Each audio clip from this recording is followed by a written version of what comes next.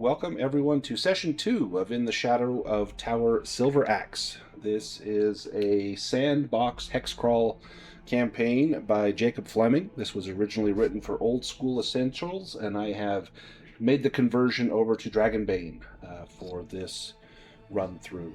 Now, where we started is we started as we entered into the Gemthrone Wilderness. And let me take us to a map of the wilderness. There we are. And we started in the dwarven town of Karn Buldar. Now, when we had arrived at the wilderness, we all came with some ideas of what we might expect to find here. I think some of us had heard that the elves who live in the forest are reclusive and that they hunt dwarves for sport. We'd also heard that there are gems, orange in color. They are found around the region, the size of goblin fruit. We had heard that Miria, a learned magic user, is looking for help retrieving some artifacts of magical import. And we had heard that a group of savage brigands, known as the Silveraxe, are rumored to be making their way to the Gemthrone region. Now, we're going to have a companion with us that joins us today, so I'm going to give Chrisanna some rumors of her own. So this is for Chrisanna. So, Chrisanna, you would know that the dwarven ancestors built great underground temples and tombs, and the ruins are said to still hold treasures that no one has laid claim to, and perhaps that's what brought Chrisanna to this area. But we arrived first at Karn Buldar, and this was a dwarven settlement on the southern slope of Mount Sergili. A population of about 400 dwarves. It's a busy place where on most days the streets are bustling with its citizens going about their various businesses. Over the clamor coming from the blacksmith and the crafter's quarter and the hagglers in the marketplace and the rushing waters of the Amethyst River that flows under stone bridges. We spent the night at the Traveller's Inn. We met the owner, Vander Banderfist, a heavy-set dwarf with a kind sensibility. We wandered over to the stables and met Creel Coalbraid, who had mules available for purchase, as well as he was able to come up with a wagon. And we made our way to the general store and outfitters. We walked past the pavilion where it looks like plays are put on, past the temple and library, and over to the mage's house. And this is Miria Cadrith. This was a human, not a dwarf here in Karn Buldar.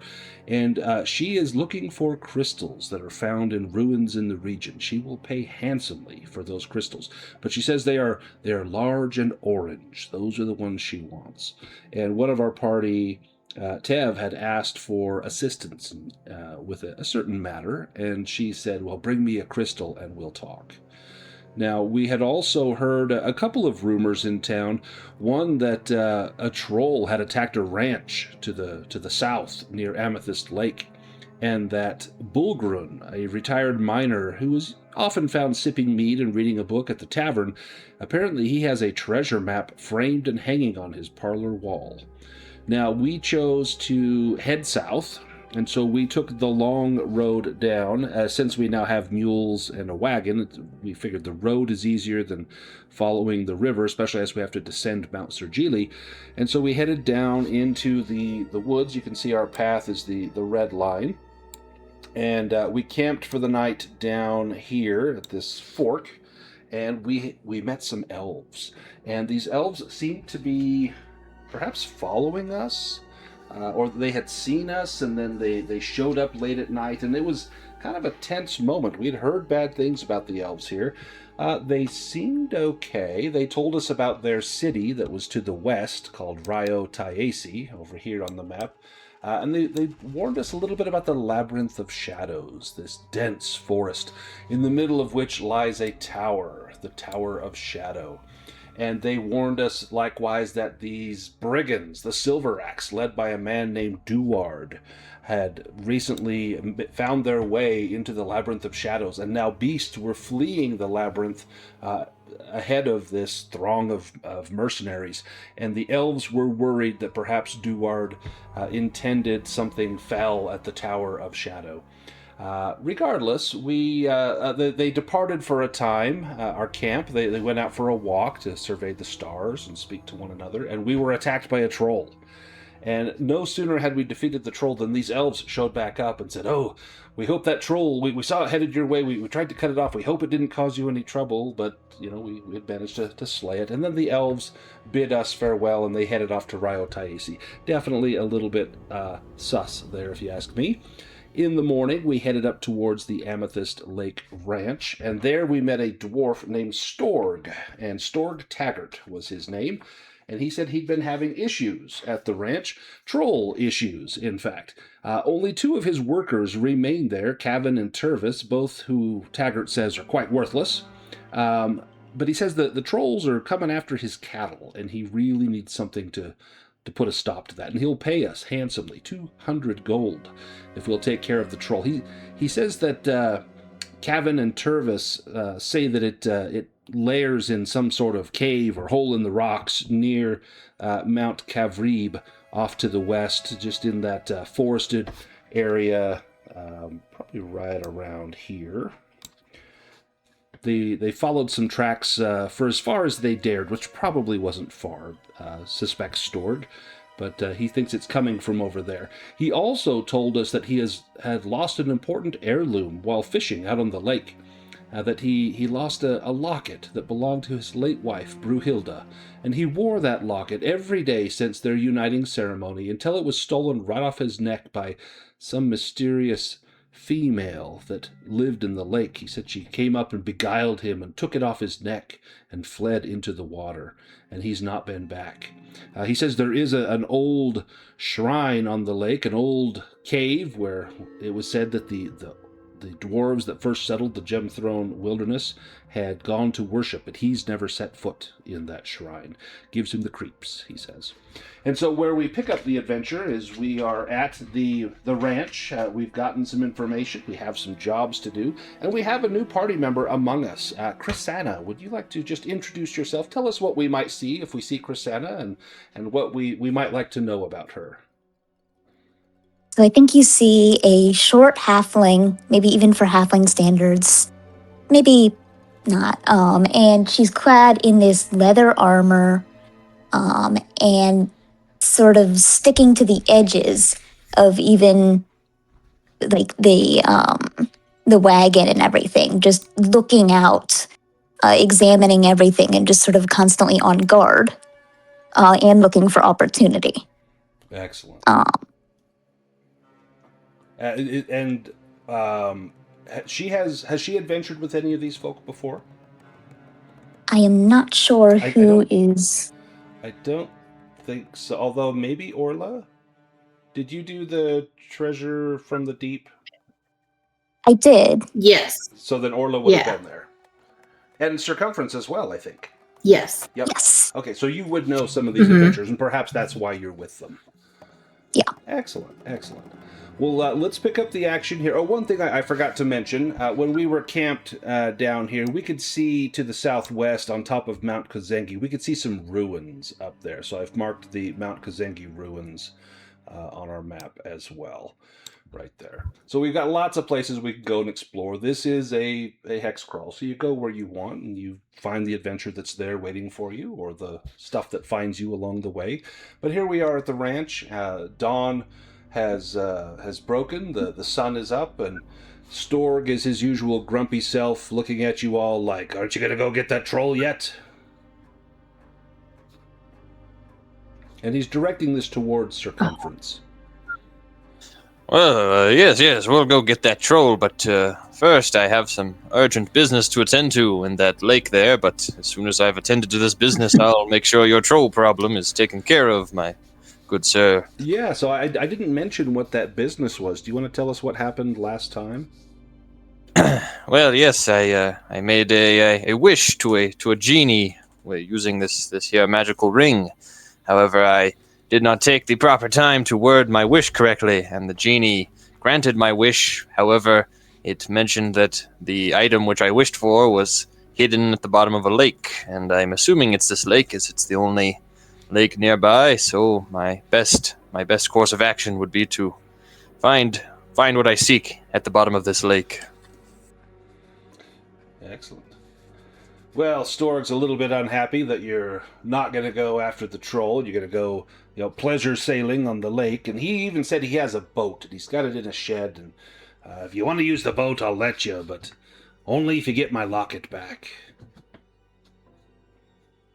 Yes, if we come across your locket, I'll be sure to bring it back to you. Pippin, give me an awareness roll.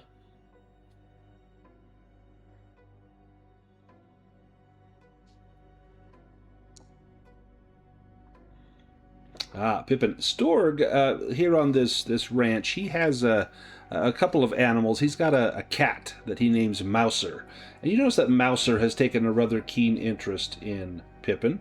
And Pippin, you're not tiny like a little mouse. You're a little larger than that. But you notice that the cat seems to definitely take an interest in you, watching your comings and goings and sniffing places where you've been.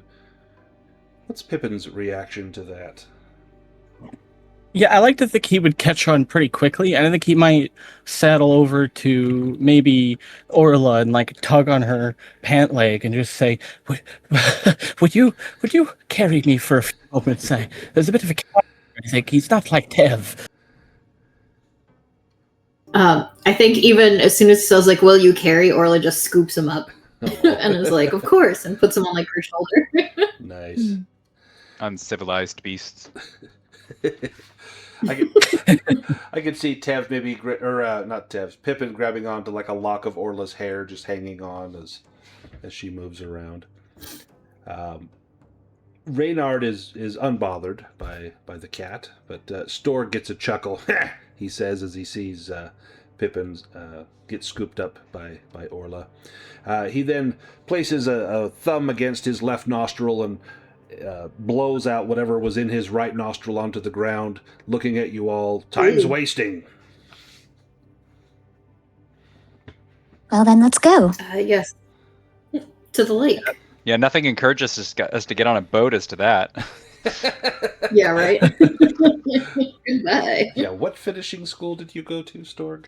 He shows you where the lake is. He makes no effort to help you get it out. He just points to the shed. It's over there. Great. And you retrieve it and take it over to the lake. Now, the lake's not big. It's maybe the length of the lake from east to west is probably about 3 miles, but the total width is under a mile, even at the widest part. So it won't take you long to get to the shrine if that's where you want to go. But as far as where he may have lost the locket, who knows? That's if he was out fishing, it could be anywhere. Well, We the could go shrine. into the water. Yes, we could, but there is the matter of whatever beast stole his locket we'd have to contend with. Mm-hmm. Sounded like a woman, didn't it? Although a woman in a lake is a little odd. Give me either a beast lore or a myths and legends roll, Pippin. Yes, he said some strange female creature tried to lure him, but he somehow survived. So, Pippin, you know that there are various creatures that might live in a lake, but one that was said to look like a female. I mean, you have heard of merfolk, but typically those are more marine. They're more likely to be found in oceans. But in lakes, there are such creatures as nixies or naiads. And Nixie is the, I think that's the Germanic legend of the same thing, and Naiad is the Norse one. But basically, it's a water spirit that can take on the form of a woman. Typically, they are harmless, but not always. Sometimes they've been known to cause mischief, and perhaps it was one of these that stole the locket from Storg. Ah, yes. Little trickster women, probably those naiads. They're probably not a serious danger, but, well, keep your eyes out, I suppose. Well, if we run into her, maybe she's seen that suit of armor. That's a good point. You never know. As you And get, axes, of course, too. yep. Yes, and if she ends up being hostile, perhaps she'll make for a fine evening meal. Oh, There you go. Did you eat any of that troll circumference? Well, I have it drying out right now. It's going to make a fine traveling jerky. Nice. Tastes like swamp, but that's okay. You've had worse. As you get your boat up to the shore of Amethyst Lake, it's very, very beautiful. The water is still. There's a few ducks here and there on the water. You see the fish jumping, catching bugs in the morning sun. Looks like a very nice place. The sun is shining. The lake looks beautiful. There's a gentle wind that's pushing from the southeast. This isn't a sailboat. You'd have to manually row this, and whomever wants to row, our strongest is probably circumference. If you want to make a roll for me, this would be a strength roll to row. I'm also going to have you make a seamanship roll as we are moving across the water. Right, no hard thing. Every dwarf knows his way around a boat.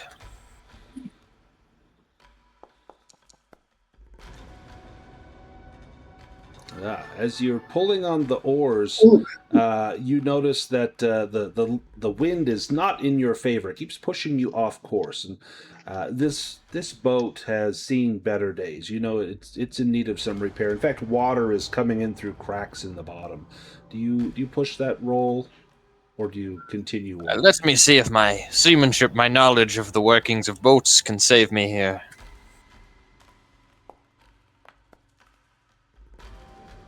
No. Not today. You know that the water is supposed to be on the outside of the boat.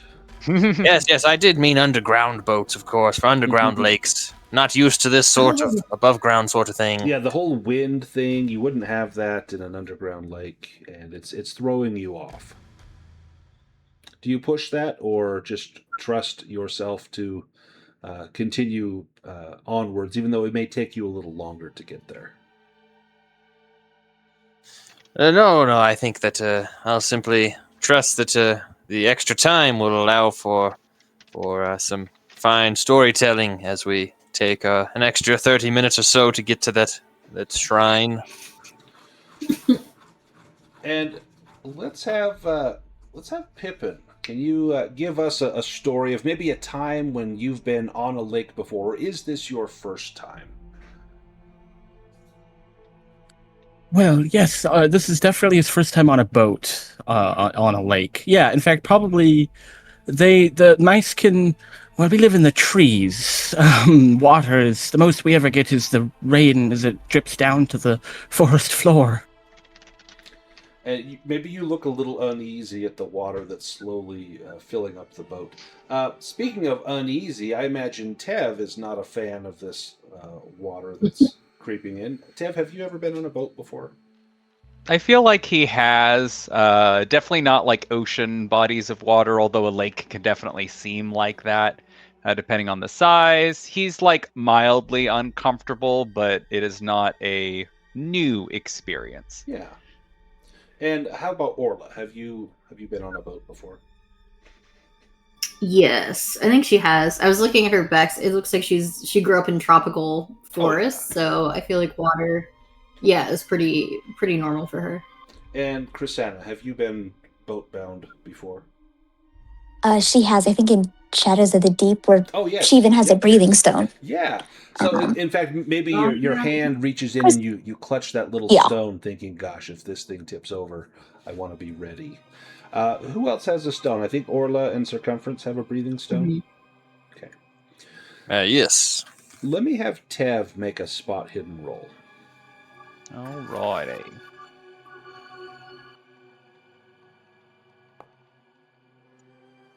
Nice. Excellent. Tev, as we're rowing across, you can tell that we're going off course. You know, we're trying to go straight line to the shrine, but we're slowly drifting left, you know, drifting to port. The wind is pushing us that way, and you're looking, and Circumference is probably red-faced, huffing and puffing, sweat pouring down. It's, you know, skin and hair just glistening, and he's doing his best. But do you dare speak up to him that we're not going in the right direction? After all, when we row, your back is to the thing you're rowing to, so he probably can't see. Do you point this out? Yeah, I feel like in a sort of like indirect way of sorts, you'd be like, unless I'm drunk, I think the island is supposed to be that way. Circumference. Yes, I was simply taking the scenic route. I figured that would give us more time to avail each other of our tales. Give me a bluffing roll.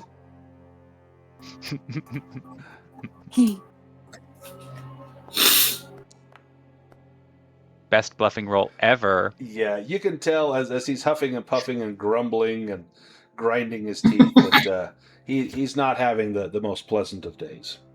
But you were kind and to point it out, diplomatically rather than hey dumbass, we're going the wrong way. Tev will relax and kind of lean back a little bit, maybe put his feet up or whatever. Now that he's on course, like he's not doing the heavy lifting, so he's fine. Oh yeah. As we're going along, Tev, you're kind of watching that shrine. Your cat ear perks up. You hear something, and it's like the swishing of water, like a fish coming up to surface. And you look over, and you are amazed to see not a fish, but to see a face. There's a face of a woman. Her hair is green, almost like seaweed, just maybe a foot or two below the surface of the water, and she's staring up at you and smiling. Oh, he wasn't kidding. Tev says out loud. Nothing in particular. And I think I have a picture of... yeah. Let me post this.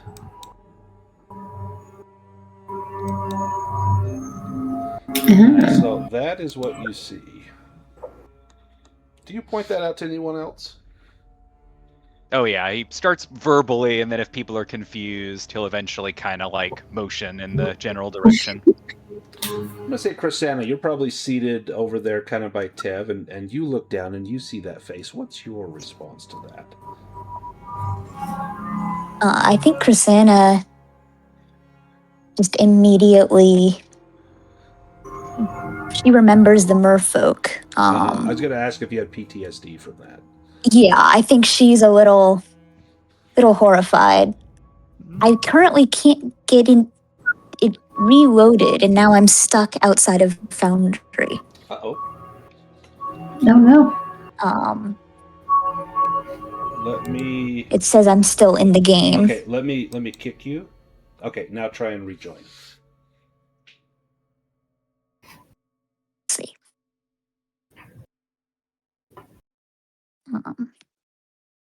Sorry. Oh, that's okay. Will that let you back in? It is still not letting me. Does it? Odd. It just says you're already in the game. Yeah.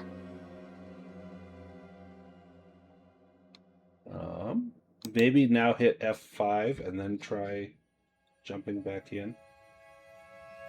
Yeah, let me... I do show you're off of Foundry right now. Let's refresh that. Which should open that back up for you. Let's see. Come on.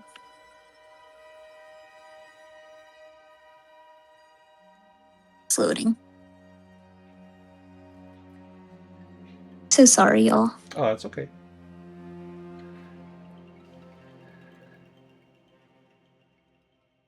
It's loading.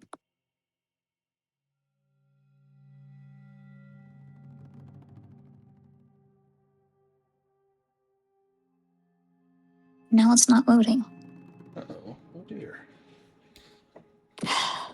You may have. Oh, there we. Oh, now is it pulling you in? Oh, it still has me in the game. Try closing your browser and then reopen it and see if that lets you back in.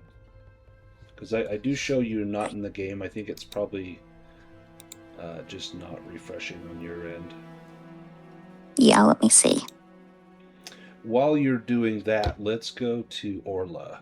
So Orla, you see Tev and now Krisanna looking down in the water. What do you do, Orla? I think she's gonna like put. I imagine Pippin is on her right shoulder, so I think she's gonna put her right hand up to block his eyes. So he doesn't see. Nice. And Pippin, as she covers your eyes, are you curious enough that you want to see, or do you look away?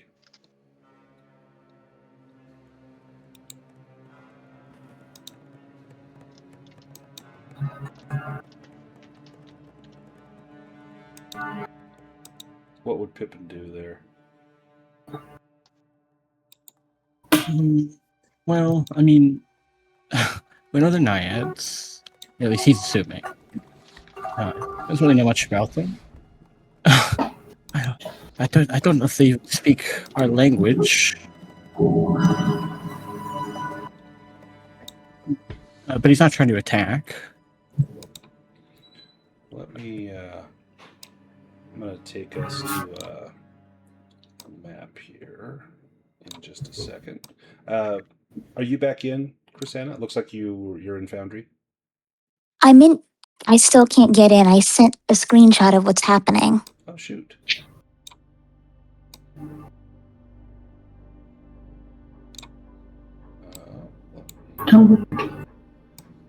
Take a look here. Because I show you back in now.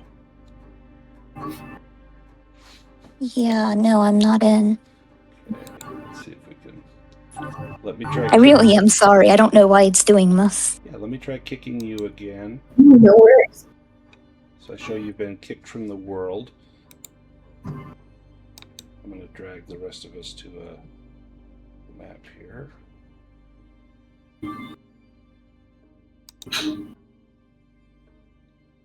That is so weird.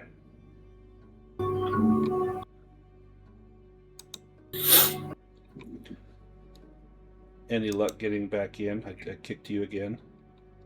I am reloading. Okay. I know I can't. It's still just grayed out. Huh. Let me.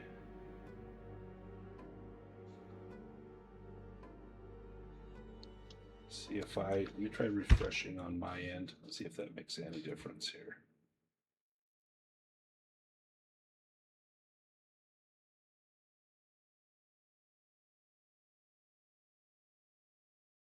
Yeah, see, that looks like that pulled you back in.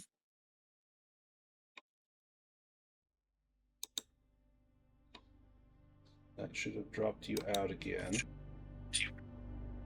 Let's see. Huh. Let me try it in another browser. Okay. I know, are you using Chrome? I think Chrome is the best one for Foundry. Yeah, I'm currently on Chrome. I am so sorry. I do not mean to derail the session. That's okay. Technical issues are a thing. If I have to, I can refresh and like reload the whole browser. It'll take a couple of minutes, but we could just take like a 5-minute break, and I could just restart the whole instance of Foundry. On Safari. Okay. Yeah, and I was curiously checking on mine too. It does seem to be all grayed out in like incognito mode, but if I try to log in under my regular browser, it does still seem to let me in, but but incognito mode has like Jessica and everybody grayed out as if all of us were in there. Already in there, yeah. Okay, so it's not just my browser.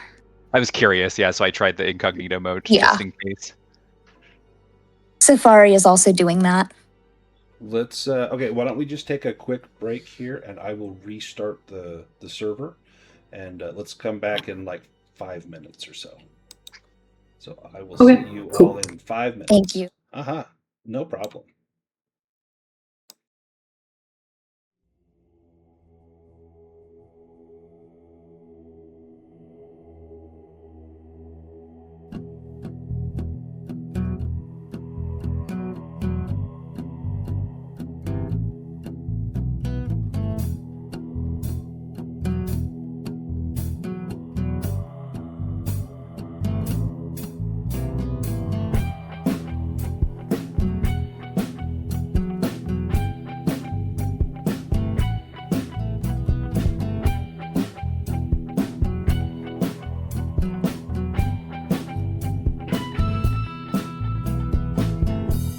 With two-handed sword, I'm headed to the mountains to rescue the princess from the evil goblin. I ignore all the signs of impending danger because I'm a fighter and not some crappy ranger. 47 hit points and a high dexterity, 17 for strength. Kobolds are afraid of me, crafted from numbers on living paper. I skip from the mundane to a medieval caper. While in real life, my fate is unspoken. Hero roll of the dice, and my fate is unspoken.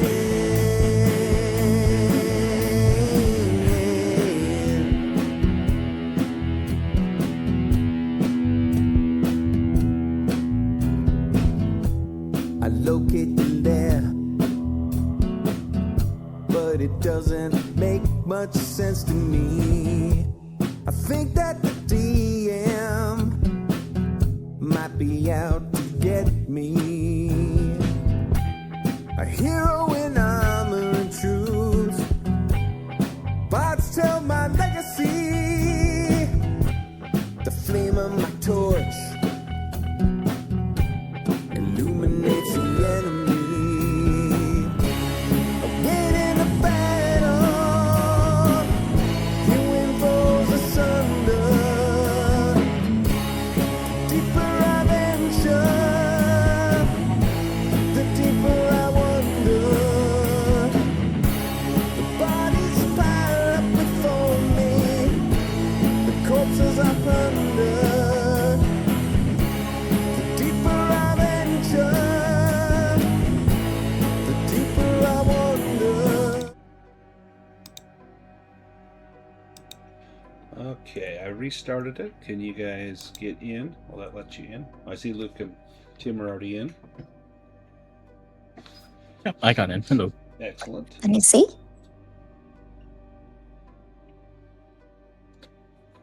Yep, I got in. Yay! Nice. Excellent. We'll wait for everyone else to get back, and we will jump in. Alex and Tim, when you're here, of course you don't hear this, but when you're here, just say something, and we'll jump in, and we'll get right back into the action. Hopefully, yeah, sometimes I've had that happen to me actually, where, and then as the game master, I have no recourse, like I can't log back in, so I have to go on to, I host this on Molten hosting, so I have to log into Molten and just restart the server, and then it works. So that seemed to, it boots everybody, of course, but then it lets everybody back in. So glad that worked. And Alex, are you or Tim back with us yet? Not yet. Once they get here, we'll jump right back in. And then we'll take another shorter break at our usual time, maybe a 5-minute break there to grab some water or what needs you. Looks like Tim, are you back with us? Yes. Excellent. And Alex, are you back with us?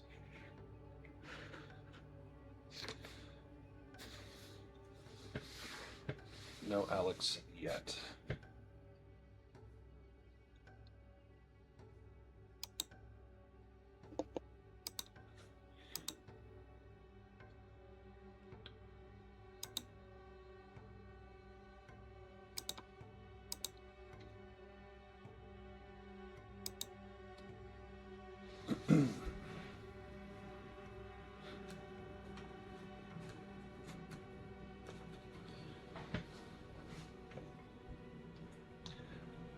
So while we're waiting for Alex, Chrisanna, I think I was having you had looked over and you had seen this thing and you had had a little PTSD from your prior adventuring experience with the marrow and the treasure from the deep.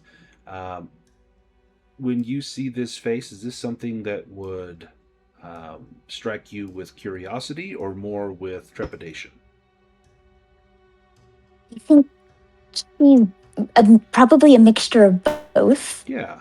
She remembers the Marrows had treasure under the lake. Yes, they did. And so she's immediately thinking about that while also still sort of huddling closer to the center of the boat and maybe holding her breathing stone in one hand, just in case. Just in case. Yeah, you don't want to have to fish it out of your pack while you're on the bottom of the lake. You want to have that at hand. Yeah. And we should have Alex back with us shortly, I'm hoping.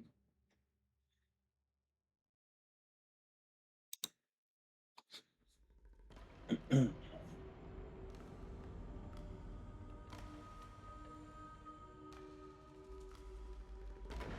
what about circumference? You're busy rowing. You're hearing them talk about seeing things. Oh, Alex, are you back with us? Yes. Excellent. So circumference, you're busily rowing, and you're hearing them talk about there's a face down there, a beautiful woman. What's your thought?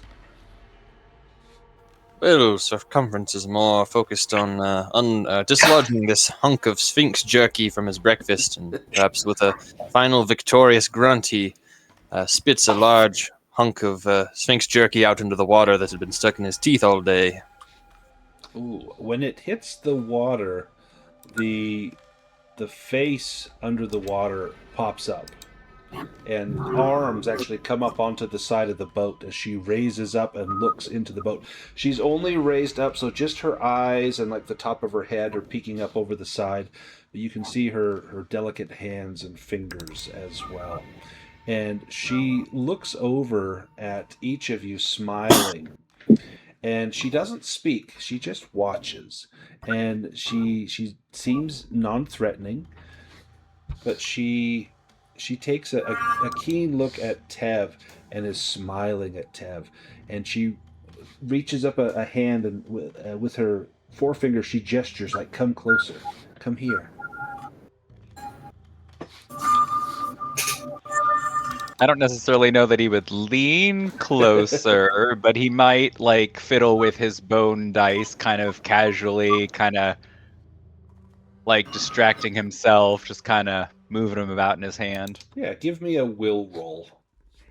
Yeah, he's just like, we were kind of warned, kind of. Nice.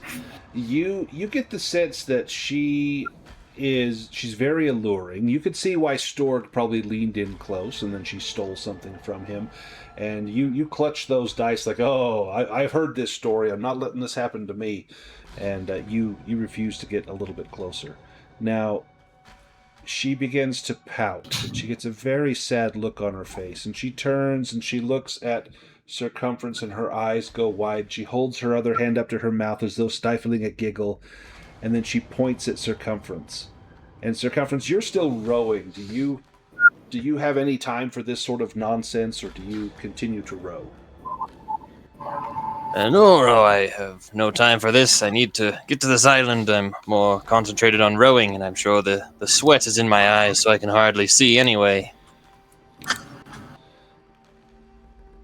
Pippin, just to the side of you, another one of these creatures pops up, and it looks at Pippin with absolute wonder. We've got one on either side of the boat here. I'm actually going to take us into initiative order. Not that it's combat, but just so we can kind of keep track of who's going. Shuffle our initiative deck. If you guys want to draw some cards.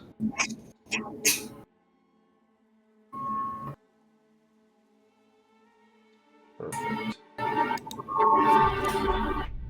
So the Nixie just went. Tev, you also went. Let's go to Orla. So Orla, you see this pop up right next to Pippin.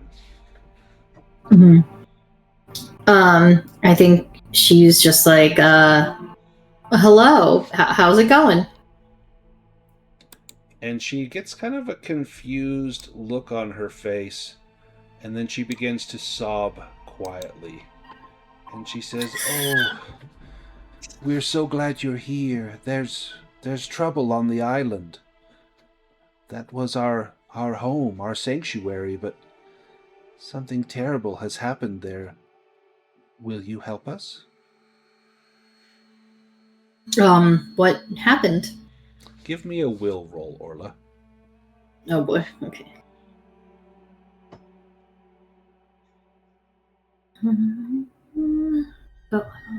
Oh, she does not have a lot of will.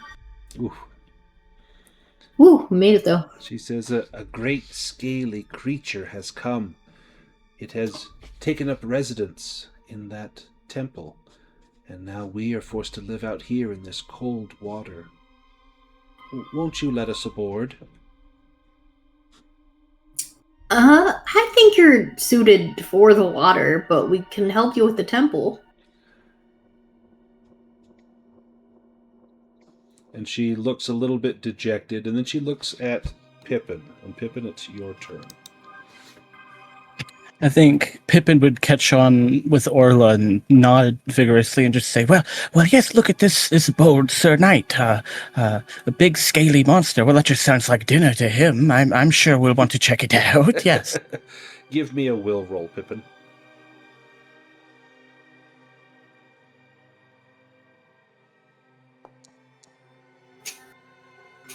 We were warned. Circumference. Your turn. You now see both of them, and they're kind of pulling on the boat, and it's throwing off your rowing action. What do you do? Well, I think that I will tell them if they're not going to help us get there, that they should not interfere with the boat. This is important business, and rowing is no easy job. Give me a will roll.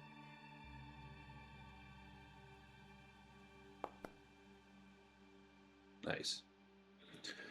And they say, you are the one that has been foretold. You are the dwarf who wields the hammer, are you not? No, I do not wield a hammer, though with any luck I soon will. Oh, we could take you there. We know where the hammer is. It just showed up. And where did it show up? Well, there's a cave down at the bottom of the lake.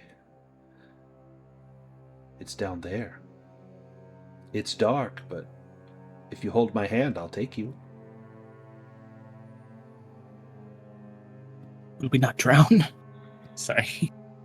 Oh, I can breathe just fine underwater. Surely you can as well. Well, I am not bad when it comes to breathing underwater. I am naturally gifted with large lungs like one of those great whales of the sea.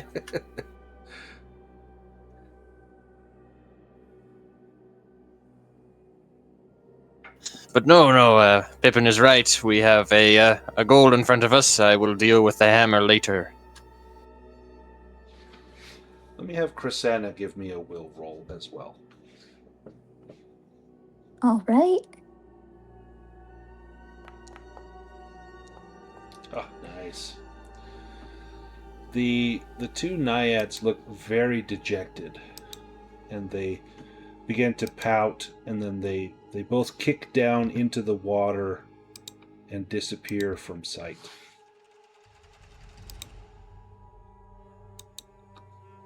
And I'm going to take us out of the combat tracker. Wow, we all succeeded against them. Yep, you all succeeded. So had you failed, well, I won't say, but what would have happened. But had you failed, things would have been very different. But you may continue to row on, good dwarf, and let's go back to our map. And after about another hour of rowing, give me another strength roll.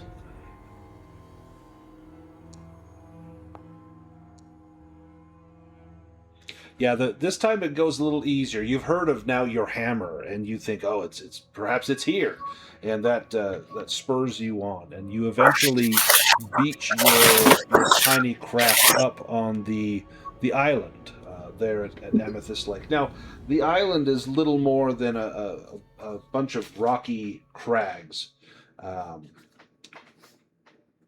It's a large outcropping of stone. The entrance to the shrine is a cave about 10 feet wide that's been carved and cleared into a tunnel. And let me take us to a map there.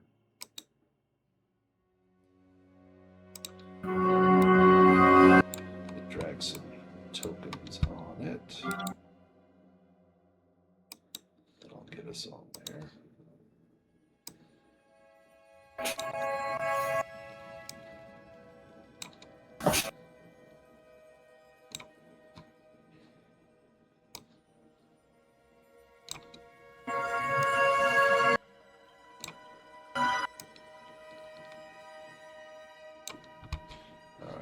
Take us here. And we'll need some light. Let me actually add some daylight here.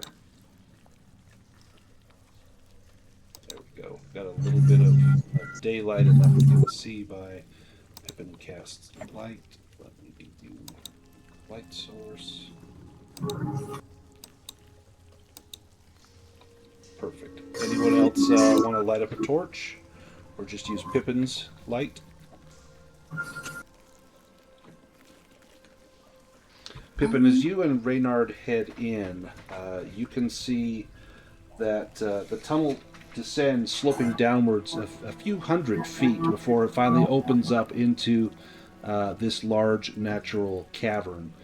And there is water in here. You step down and there's this subterranean stretch of water. Looks like there's maybe a large stone pillar blocking the way in the middle, but you can see the water seems to go up to the left and down to the right as well.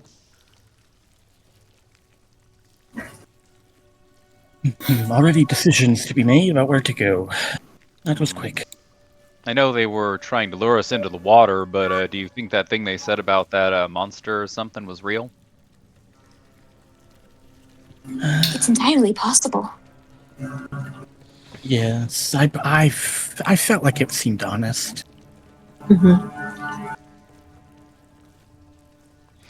Now, as you get close to this water, Orla, give me a bushcraft roll. Yeah.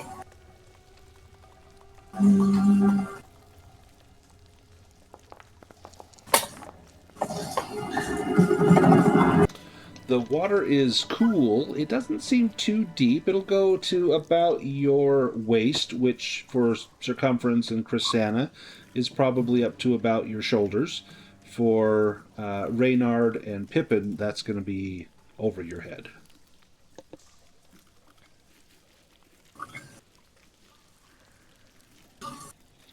Oh. Can we bring the boat in here? You could. The passage is pretty narrow. The water doesn't look like it deepens out much more than that, and it looks really. Okay. It's dark because there's not much light in here, but it doesn't look like it's too difficult to get through. Someone may just need to carry Reynard and Pippin. Reynard's a good lad. He won't bite. Is there I could any just do driftwood? one. I was going to say one on each shoulder. Orla of the forest, for real. Yes. So maybe Reynard curls around your neck like a stole, and Pippin sits on top of Reynard. Yeah, or like on my head. Is there any driftwood that is washed ashore? Perhaps we could craft him a small little raft. Wouldn't be very hard to fashion something of that size. I bad time to mention it, but I don't know how to swim, so if that were to break. There's no driftwood, but there is, like, you could take one of the oars from the boat, and that would float and might hold his weight. No, I can just carry them. It's fine. All right, which way do you go?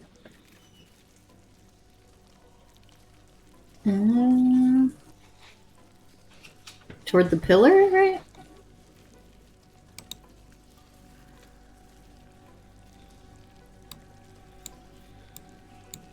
Yeah.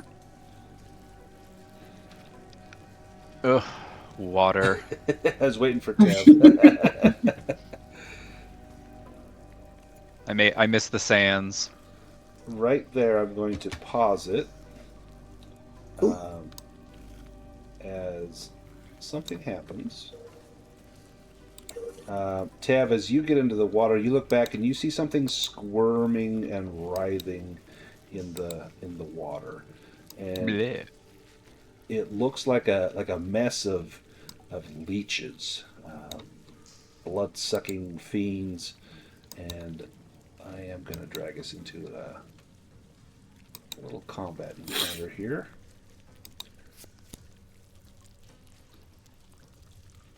These are swarms, and swarms react a little bit differently from everything else. Let's get started, and Chrisanna, you are up first. I think Chrisanna remembers when she was wading through and got worms just covering her once, and immediately jumps to action. And I believe she will immediately go there Okay. and attempt to hit them. I believe. Oh, that's a miss. Do you push that roll? No. It would be Reynard's turn. Pippin, do you command Reynard to do anything, or just stay with Orla, or switch with someone? Yeah, I was going to suggest if Tev or Orla wanted to switch, that might make sense. I mean, if Tev went next, he would probably get out of the water and then try to cut at those things from the shore. Not a bad idea. Let's have Tev go. That would be his initial inclination, so he will do just that, kind of hopping out of the water and just like, oh, no wonder I don't like water. Just kind of making his way, finding about there-ish, like somewhere on the land so we can see them coming if they do crawl out of the water. But otherwise, we'll just kind of try to swing at them.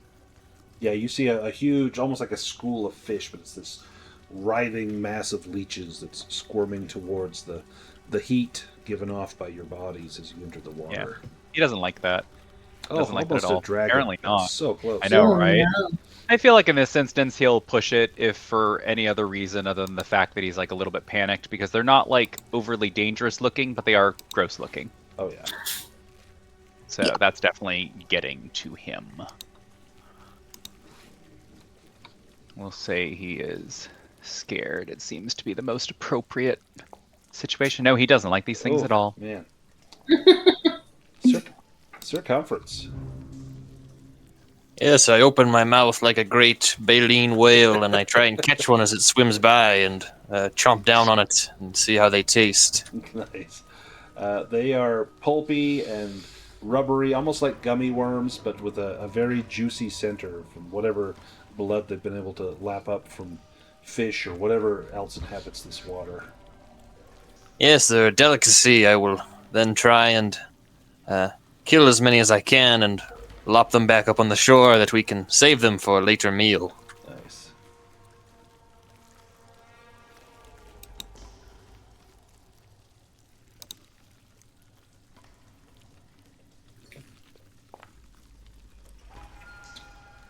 That's a success. Roll damage. Now, as this is a swarm, they take half damage. But still, that was enough to almost make that thing bleed. That was really close. This leech swarm over here. They roll. These are monsters. They get a monster attack. A poison bite. This will bite Chrysana. The leech saliva contains a cocktail of anticoagulants designed to promote bleeding and inhibit clotting. The attack inflicts D8 piercing damage, and a victim who sustains at least 1 point of damage is also injected with an anticoagulant poison with potency 12. This attack can be parried.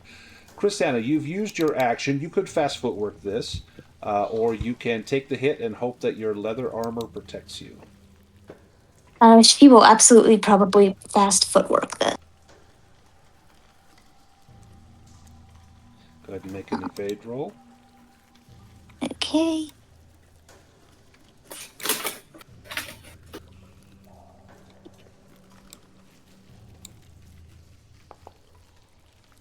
Nice. You could move one square, including, like, you could move past them, or you could back up. She's going to back up. Okay. This leech swarm over here, let me see what their attack is, and then I'll roll to see who they target in case it's multiple people. Serrated Teeth. They will choose an opponent. It's going to be Circumference because Tev is up on land, so it'll be Circumference. And Circumference, do you take this hit? I think your armor will block all of this. Yes, I try and catch as many in my mouth as they swim by. You would take 6 damage as they latch onto your plate, but they cannot get through that metal. Reynard's turn. And I think Reynard's just gonna dig in and hold on to for dear Orla. life. Orla, you're up. Okay. Ooh. I'm gonna take an ice arrow and I targeted and shoot ice at it. Nice. And let's see what happens.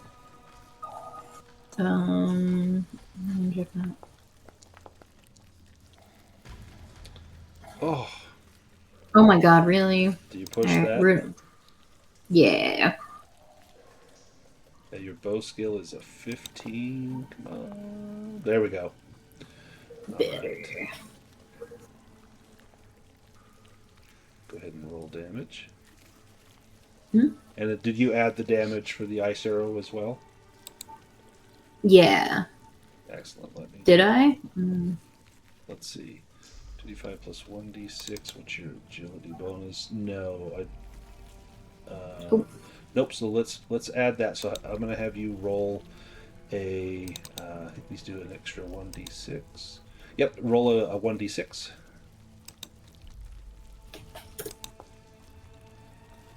Extra 1. Okay. Dang it. Darn it. So they take half of the damage from the bow, but they take full damage from the ice. Interesting. Okay. Nice. Or it's just like, they don't like ice. This leech swarm will go again. They will swish through, see if they attack either Chrysana or Orla. I will roll randomly.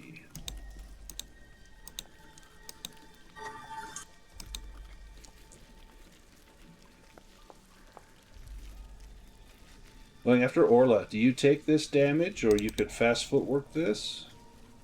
I think you Yeah, have I'll fast do footwork. fast footwork. I do.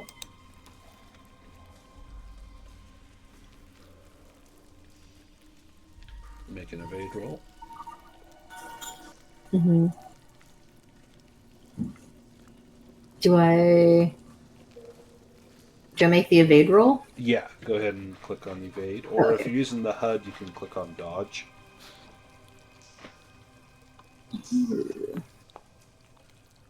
Ooh, thank goodness. Ooh, right. You can move one Yeah. square. I should move this thing up. It moved up to here. You can move one square if you like. That will also move Pippin and Reynard as well. I'm gonna just ease back to the shore. Yeah. Leech Swarm number 2 will go. This is going against most likely Circumference. Yeah, this will be, just because Tev is up on land, this will be Circumference. D6 Piercing, which your armor will block all of that, so I assume you're going to take that Circumference. Yep, well that should say on Circumference. But you would take 6 and you would be just fine. Pippin, your turn. Yeah, while he's sitting up on Orla's head, maybe he could use his action as turn to like give you the help action on a shot Yes, next round. absolutely. Trying to help give advice. Oh, they're over there, right by your foot. In fact, give me, I'll have you do a roll. Give me like a spot hidden, and if you pass, it'll give a boon to Orla. Yay! Oh, just. Oh, man. Do you push Oh it? no! You know what? Because it's cool, yeah. There we go. Nice. So Orla, you'll get a boon on your next roll. We go to round 2, and Reynard is up first. Does he want to trade with somebody? Yeah, how about Tev? Perfect. Let's trade with Tev. Tev, you are up. Does Tev go back into the water to attack these things? I don't know. Does he still have reach from the shore? It seems like he does. Yep. You can reach out and slash him. Yeah, so he'll kind of maybe tread a little bit into the water with his foot, but then obviously kind of back up. Obviously, a knife and slashing it in water is kind of probably hilarious looking in hindsight. It's probably why he botched the first time. But he will attempt to do the same thing, as he doesn't really have a better alternative. He does not like these things. Oh, nice. That's a hit. Yeah, I'll definitely do it this time.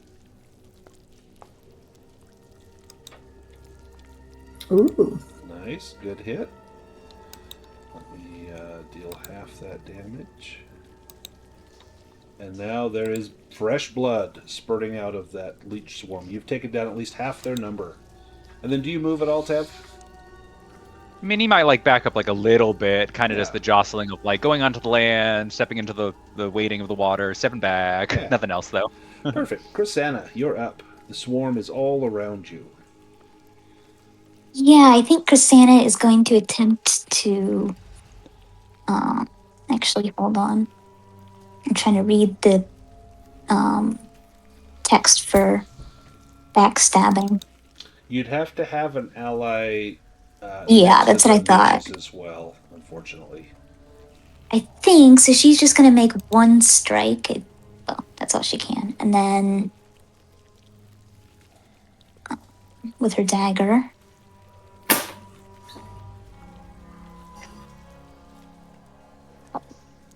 I guess a different dagger because that one was broken. You could still use it. You'll just have a bane on it. Although I imagine you would have gotten that repaired Yeah. since last time. So She probably would have. Let's fix those. There we go. Awesome. Okay. I think she was holding her sword in one hand and her daggers, or one of her daggers in the other. Nice.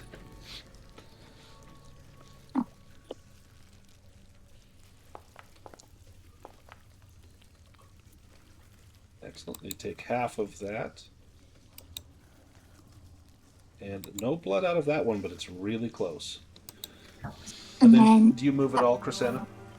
You make a run for it to get out of the water? Yeah. You'll need to make an evade roll as you move away from the swarm.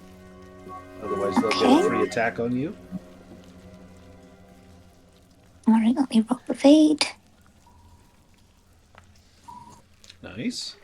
You got it. You can move all the way to the shore with your movement if you like. And then Orla. All right, we're gonna try to ice arrow it again. Are we all gonna have to climb onto Circumference's armored body and have him carry everyone across this.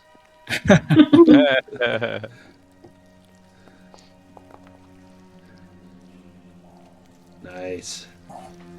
As Pippin shows, oh, right there by your leg. Get that one. Oh, terrible rolls for damage. Wow. And then roll a Do I add- 1d6. Yeah, roll a 1d6 for the ice. And he'll take all of that. Really? Man. All right. Cool. But there is some blood coming out. You've taken out at least half that swarm. Circumference. Okay. Yes, now that I see that everyone is sufficiently far away, I will pull out my Frostblade and plunge it into the water and call on its enchantment to freeze these leeches. Nice. Now, your Frostblade will let you cast Frost. I'm just pulling it up. At level 2, so that would cost you 4 willpower. All living creatures will lose hit points. And so this won't freeze them into place because these are monsters. These are not humanoids. But because these are in the water, I'm going to say it does freeze them into place. In fact, it's going to freeze the water. You'll be able to break out of it. But yeah, that should take care of them. You spend the 4 willpower on that? Yes, I already have. I plunge the blade into the water and call on the enchantment and wait for the water to freeze over. Roll a 1d6 for me, if you would. Okay, both swarms will take... Actually, roll it again. Does it double the damage if you use Frost at level 2? I honestly don't remember. I don't remember either. Let's take a look at that. Frost I think it just doubles the range, maybe. Yes. Yeah, each additional power level increases the range. Okay. I'm going to give them that. It's not enough to take out the one next to you, but they are effectively frozen in place. And the other one dies, the one that Orla had been hitting with ice. It drops. They're dead. But the all around you, this area about where the light is shining is frozen in ice and Circumference. You arch back like a breaching whale and land on your back on the ice, kicking your legs free. And the ice it's cracking under your bulk, but as long as you're spread out on top of the ice, you can get across. And the others will be able to cross as well. Once you get to about here or up here, then it will be liquid again. Yes, and could I find one of these leeches that perhaps I could carve out of the ice that survived? I have a puscus little growth on my back. I'd like to put it on there and have it suck out all the juices. Yep, absolutely. You grab a few and hold it in your hand, and it writhes slowly. It's cold and almost in a hibernated state, but you think when you get a second, maybe you'll hand it to, here, Chrisanna, put this on that tumor on my back. And she'll be able to take care of that for you. Or maybe you just give it to Pippin, and he can just crawl up under your armor and take care of it. Yes, Pippin, your healer. Would you mind doing me a favor? I have a growth on my back. If you'd apply this leech, I'd be most grateful. They do say that leeches are a proper medical science. Sounds very begrudging, but you're not wrong. You're not wrong. You're able to cross. You have overcome these leeches, and we can continue on. Yay. Awesome. Disgusting leeches. Had enough of them to last a lifetime. So when you get to about here, this is where the ice stops, and you plunge back into the water.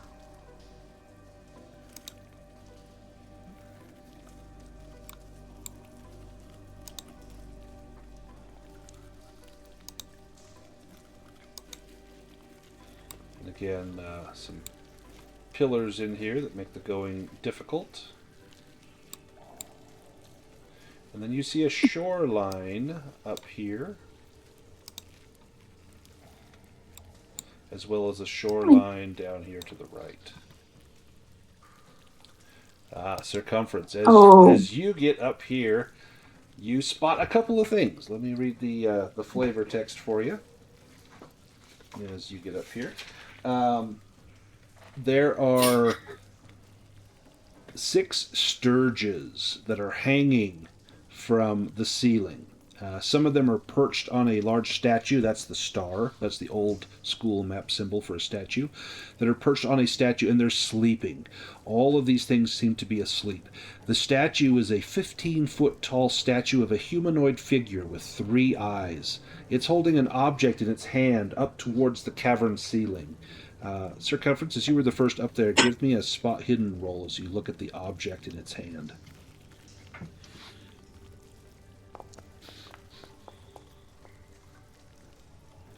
You can't quite tell what it is. It's up really high. You'd almost have to climb the statue to get to it. It's up, 15 feet high or more. And there's sturges on the statue and on the ceiling all around it.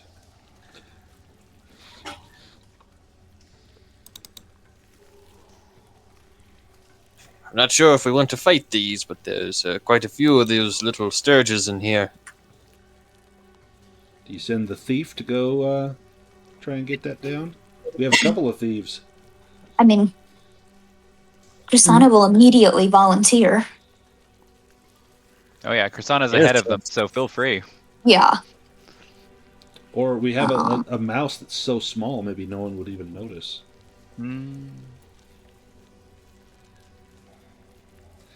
Chrisana, give me a sneaking roll if you want to get up there and check that out. Awesome. Sneaking?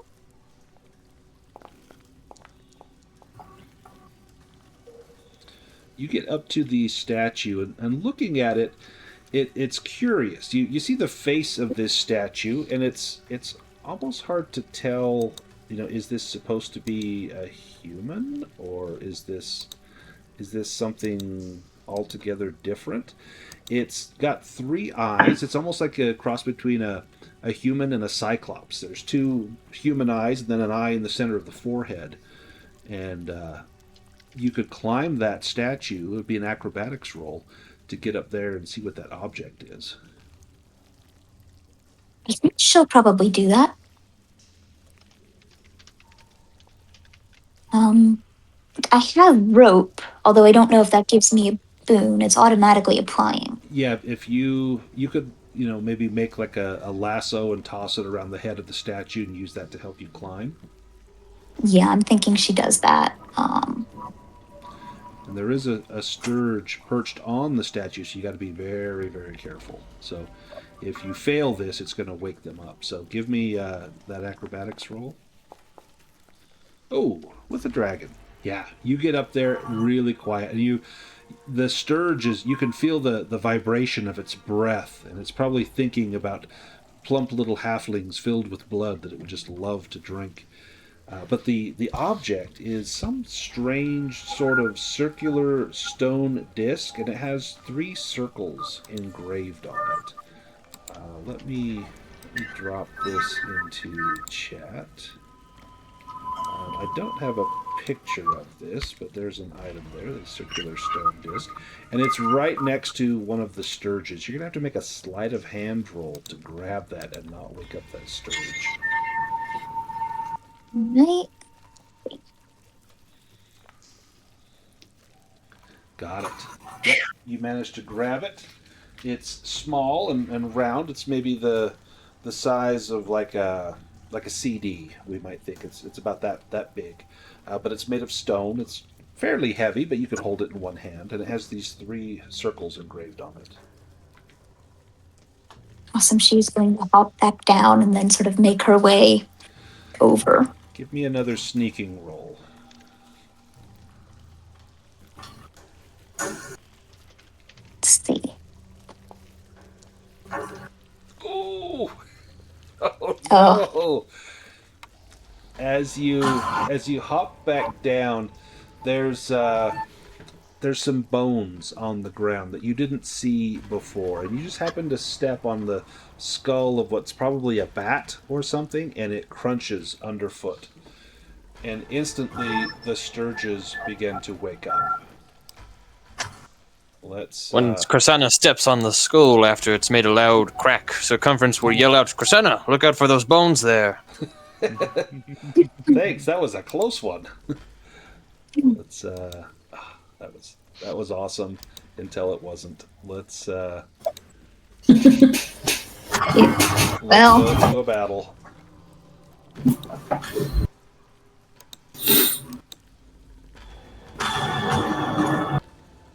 Let you guys draw some cards. There we go.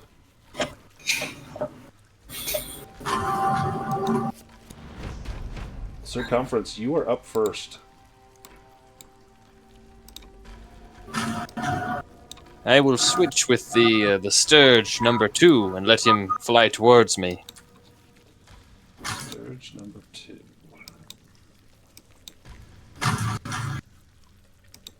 The Sturge will...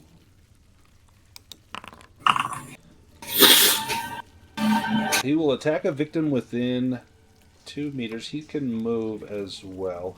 I'm going to roll randomly to see who he goes after. Oh, it goes after Tev. What did Tev do? I know, right? Flies up. Maybe you can even see him. Yeah, over Yeah, the flying. It's almost like maybe he's trying to flee the cave. He flies up to the tall ceiling and then he dives down when he sees Tev. And Tev, you could fast footwork this. You've not used your action. You could make an evade roll. You couldn't parry this talon attack unless you had a shield. I do have a shield for him, but I guess I could try to parry it. It would cost you your action. Yeah. Okay. Go ahead and make that roll. Nice. Oh, wow. What's your... It should use your highest strength. Oh, your strength-based skills are not great. No, they're not. Oh, yeah. Do you push that? I'll try.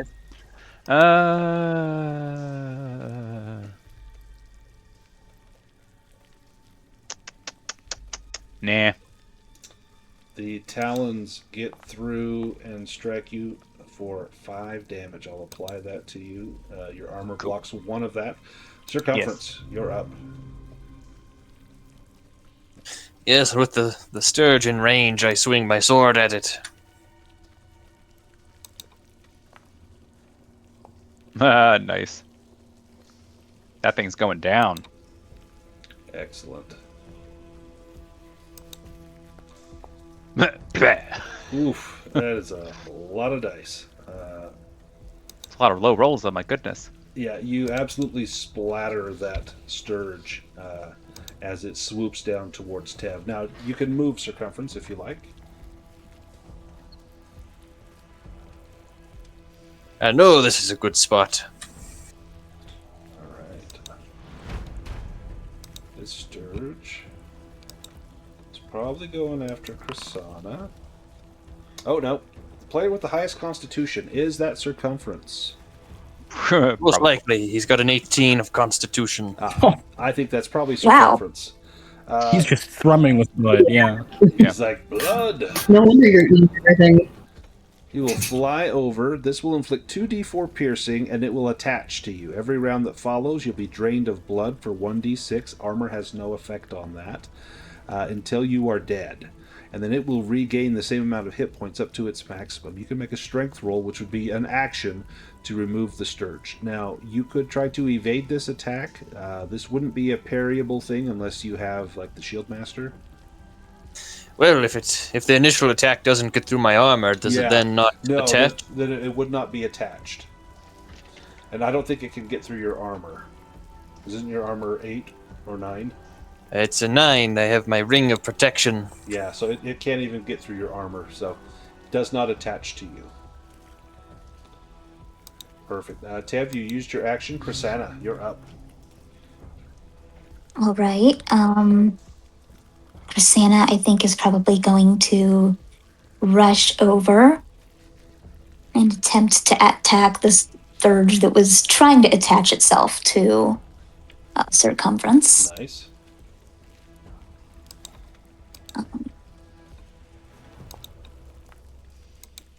Ooh, do you push that? I don't think she does.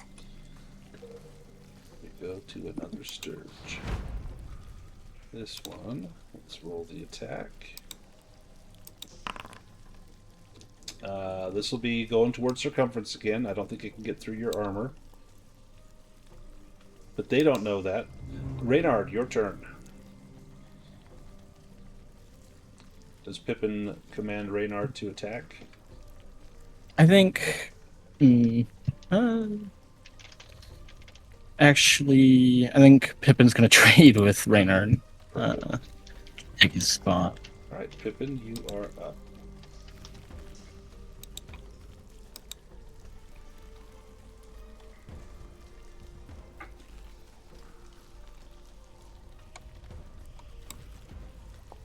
Oh dear. Oh, man. We'll push that. Yeah, that's crazy. We'll gamble. We'll really gamble. Oh, won't we? Oh, shoot. Okay, no healing. Do your That's how the best Sturge is heal. going. Yeah, but it just will not. Yeah, doesn't we'll seem say the to- dead Sturge is like on top of me and you can't get to the wound. Can't see it. Let's see who this one attacks. Can I make it more likely to be me if I wave my arms around and make myself an easy target? I'll give it a chance to go for you. Let's see. It chooses. Oh, no, it goes for Orla. So, Orla, this is going to be for 2d4. You can fast footwork this, or you can evade it. You can parry this if you have a shield. I don't think she has a shield. I'll just fast footwork it again. Okay. Give me that evade roll. Yes.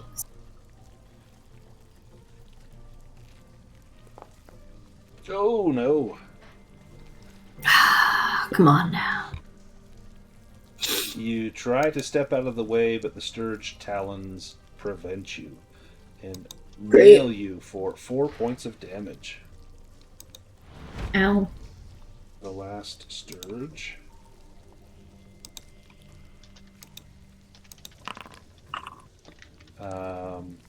Okay, this is going to...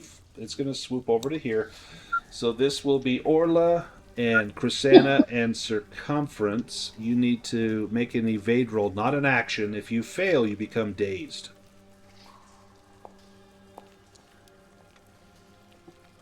Nice, Orla's good. Oh, did you all make it? Wow. Look at that. Nice. Oh, Oh, no, Chrysana failed. Do you push that, Chrysana? I mean, she's gonna become. Which one is dazed? That's agility. Yeah. Yes.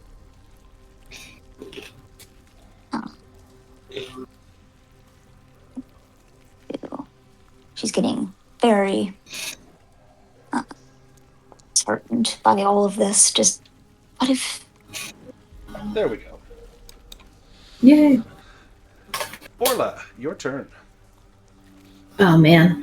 It's like point blank range. Actually, she has a knife. Yeah, bite her. She's gonna, bite her. She's gonna just stab this guy.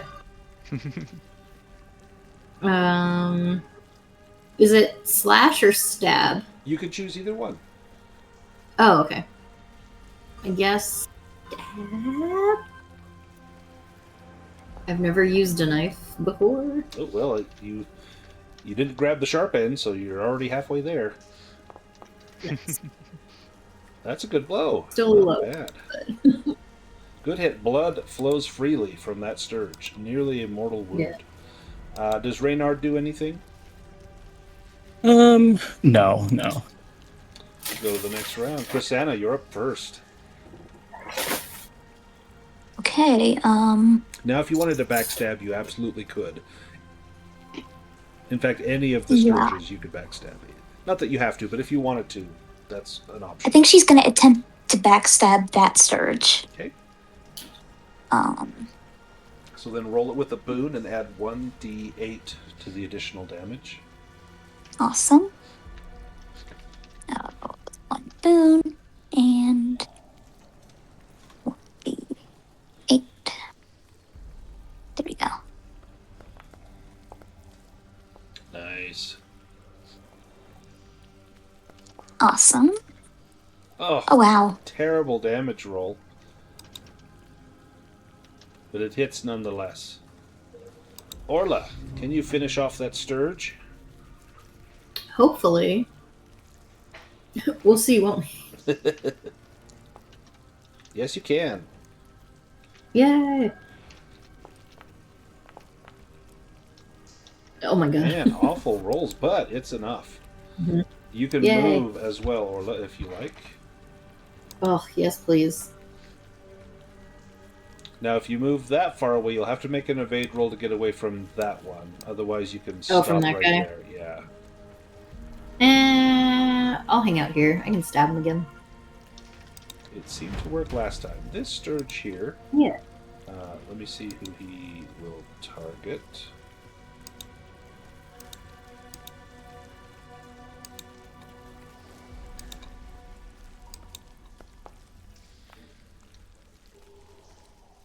Goes after Chrysana.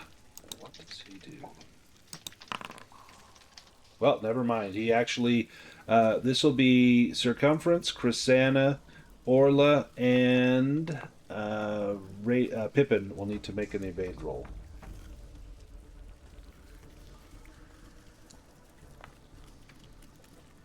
Wow. Oof. I'm gonna push that. Nice. Pippin is good. Circumference is good. Oh, Chrysana, you take dazed. Wow. And Orla, do you... you passed. So, yep, Chrysana takes dazed. Circumference.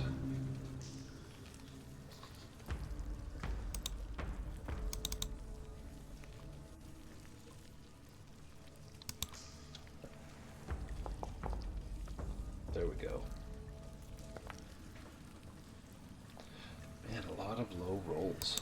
But that's enough. Do you move at all, Circumference? I know I like this spot. This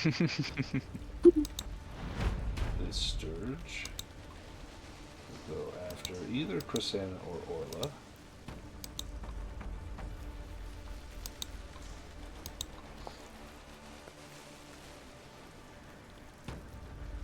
Man, I promise I'm not picking on you, Chrysana. Goes after Chrysana. Oh, and he is actually... yeah, okay, he's gonna... Never mind, he's gonna go for Circumference. So, Orla, as he flies past you, he has to make an evade roll, otherwise you'll get a free attack, Orla. And Nice. He makes it, so no free attack for Wow. Orla. This guy Rude.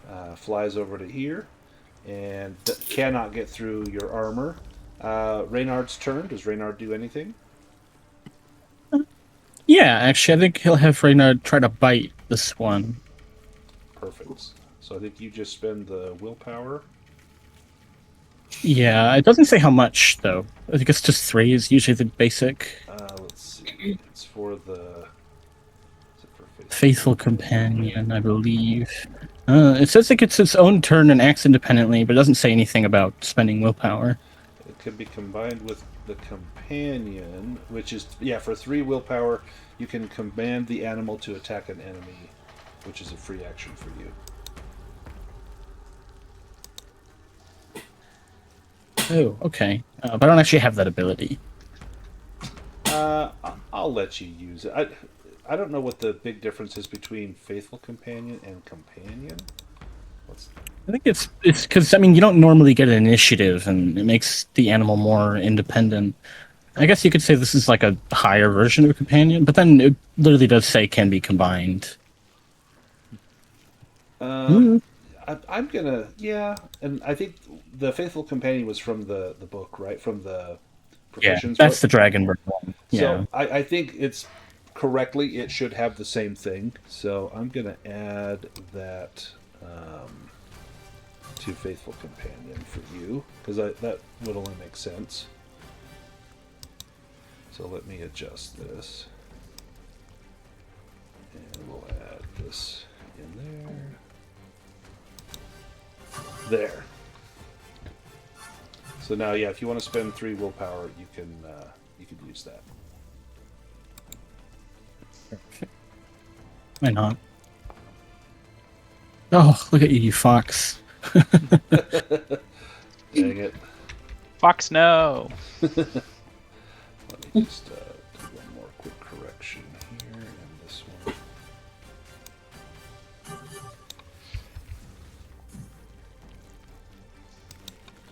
There we go. Okay. And then Pippin, it's your turn. What about Tev? Did Tev act already? Or- Sorry, I jumped over Tev. Sorry, Tev, your turn.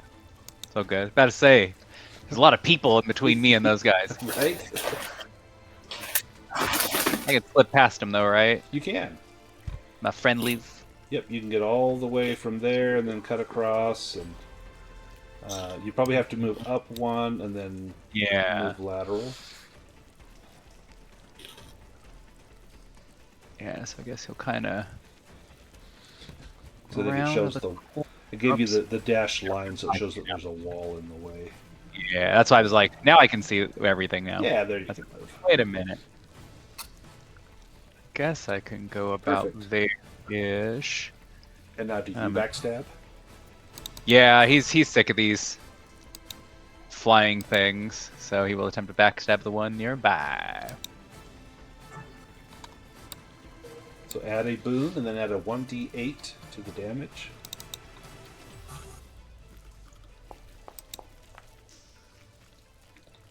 Nice, thank goodness for the boon. Yeah, that's damage though. You're right. It'd be the lowest of low. Right? It's been one of those days. Now Pippin's turn. Ooh, yeah. The one directly above circumference is not wounded. The other one is partially wounded. Right. Yeah, he does have to make an evade roll if he wants to move. Yep.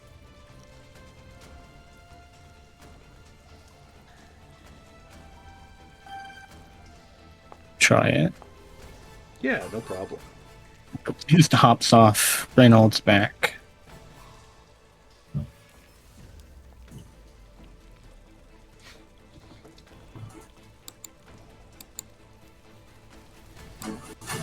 See, Tev, it's supposed to work like this. I tell you, I don't know. God's favoring you today. I don't know, but oh, there you go. Oh, now we're rolling high. Nice. Orla, you get healed up. Yay. Excellent. We go to round 3. Oh, the Sturge goes first. I feel like Tev would just blame his curse at this point. Let's see who he goes after. It's going to be either the Fox or Circumference or Chrysana. Oh. Goes after Circumference. That's perfect. This can't get through Circumference's armor, so it's pointless. Orla, you're up. I'll trade with Circumference. Circumference, you are up. Yes, I slash this Sturge with my sword.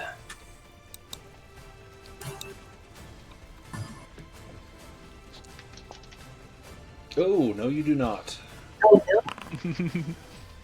Oh, your weapon gets damaged, and that's your longsword. A crafting roll will take care of that.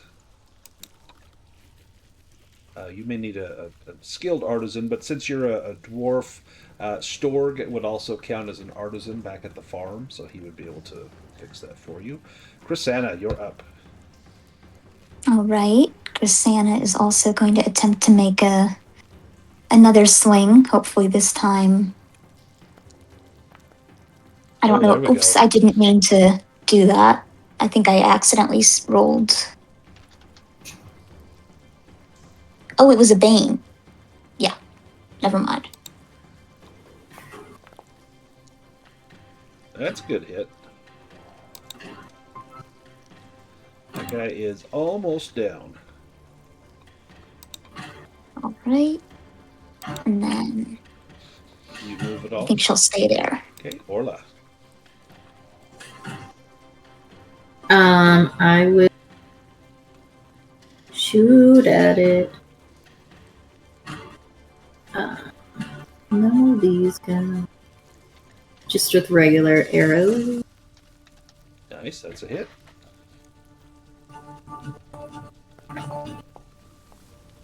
Huge hit. In fact, that's enough to There we go. hit. How do you take that guy out? Yeah. That's a good question. I think seeing Circumference's sword, she's kind of like, and just kind of like looses it, and probably, I think she'll hit it like right in the heart this time, and it just like flops down. Nice. Flops down, twitches once, and that's it.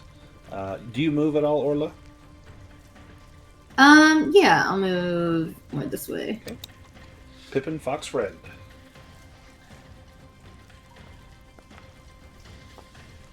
Oh, What is it about you, Ted? You are cursed, aren't you? Yes.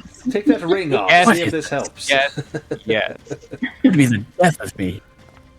There we go.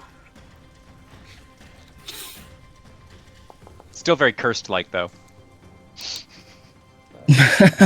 Yes, you're not cured, but that wound is gone. Do you move, Pippin? Yeah. And then Reynard's turn. Yeah, Reynard actually can try to get away. If you make the evade roll to move, do you have to move? No, you don't have to move. Thankfully, he can. And then Tev. Alright, yeah, he's sick of these Sturges. Try to run up and backstab again. He's lost his hesitation with these Sturges.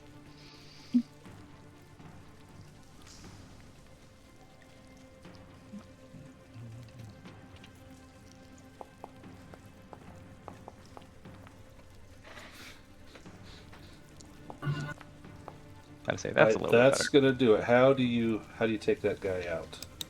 I feel like he just kind of like leaps at it and just brings it down and like slides against the cavern floor, getting absolutely covered in its guts, but he was just totally sick of them. Nice. The flapping stops and the hall grows quiet once more. Panting, bleeding, somewhat dazed and tired, you find yourselves in this small alcove with that statue that just seems to watch, its hand still held up where that object was once held. Pippin recovers a little willpower. Does anyone, do you want to do like a 15-minute rest here? Do that stretch rest here? Probably a safe place, although you would be trapped if something else comes in to get you, but I don't see any signs of any movement here. The comfort sleeps in the door. Nothing will get in without warning.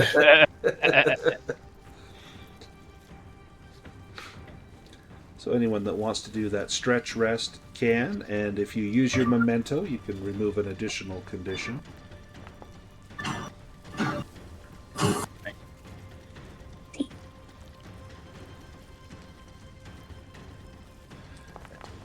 Which symbol is the stretch rest again? Is it the bed or the hourglass? Not the bed, it's the one to the left of the bed. So Oh, awesome. Standing with the sparkles. Yep. Is anyone amongst us particularly good at cooking? I think that the wings, this membrane material, would make for a fine sausage casing. Perhaps we could make some sausages before we continue onwards. Everyone's Not going an to lose expert. weight while adventuring with Circumference because no one Right. dares.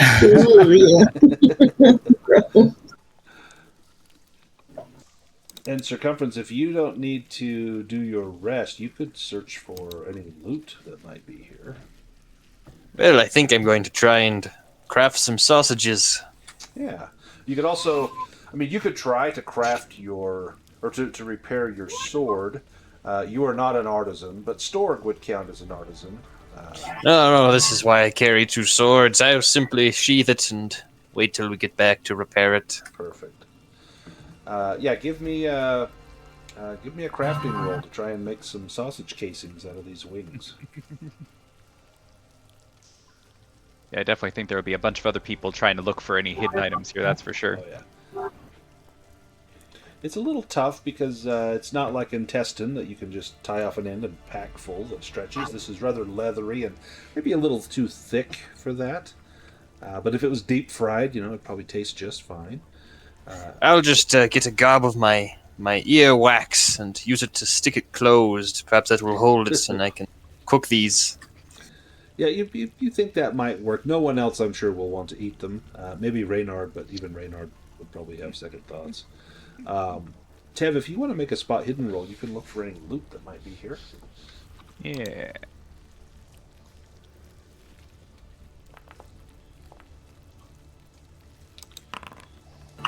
You find 2 treasure cards. Well, there's a rat and 11 silver coins. Tev, give me an evade roll. If you fail, the rat will bite you as it scurries around. By the gods! Yeah. Yeah. Poor Pippin. What do you think of that? That is a horrifying occurrence. Yeah. Yeah, I was about to say Slasher, like if I catch it and give it to him, I definitely think, but it looks like he's going for the full swing. Yeah, Circumference easily hews the rat in half. Well, this will make for a fine appetizer. Does anyone else want any? Pippin recoils.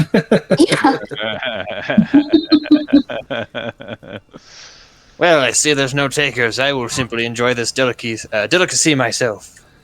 You see him hold the rat up above his gaping mouth, and he squeezes, and juice and entrails just squirt all over his face and beard.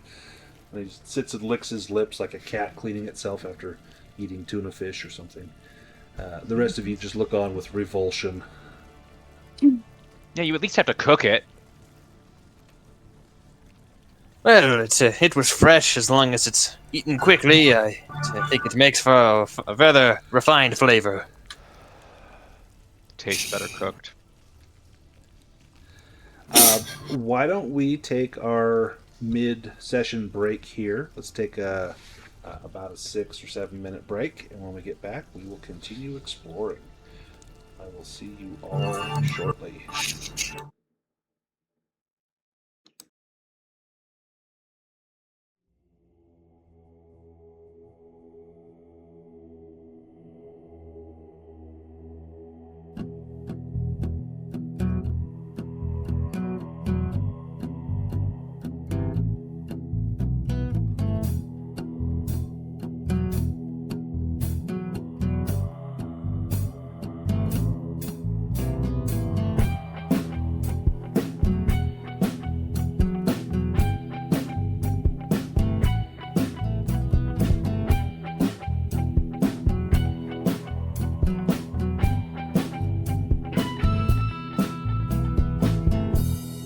Two-handed sword, I'm headed to the mountains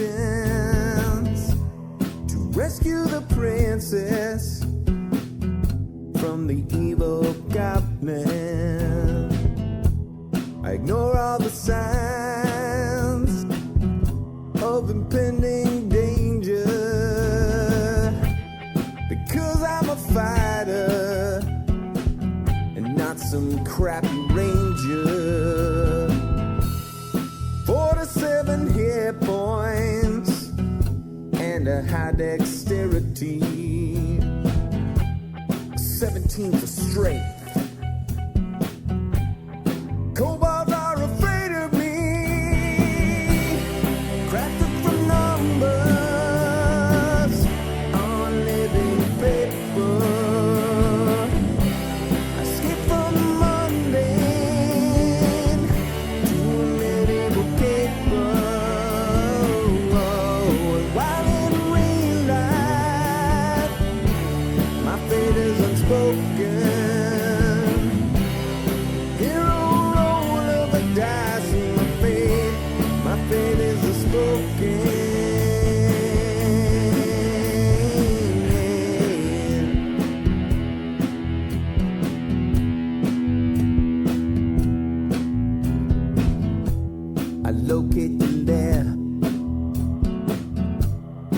doesn't make much sense to me. I think that the DM might be out to get me. A hero in armor and truth. Bards tell my legacy. The flame of my torch illuminates the enemy. A win in a battle, you win foes asunder. Deeper I venture, the deeper I wonder.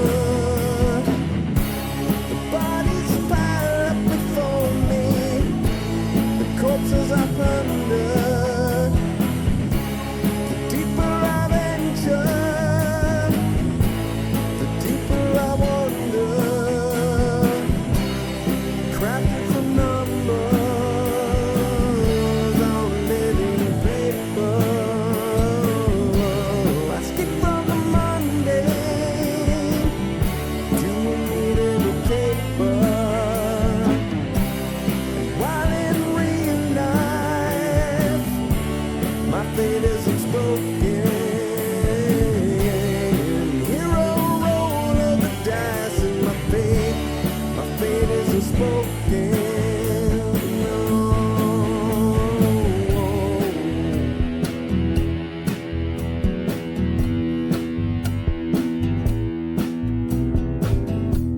I drink my last potion.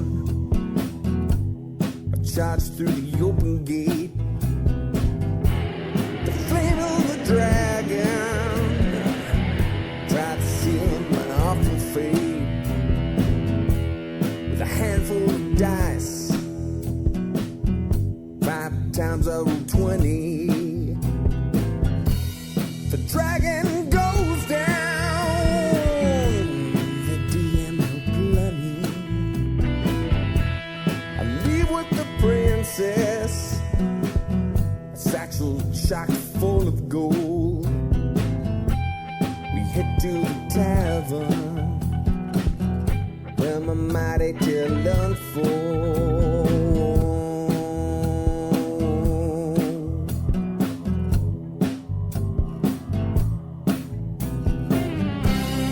Crafted from numbers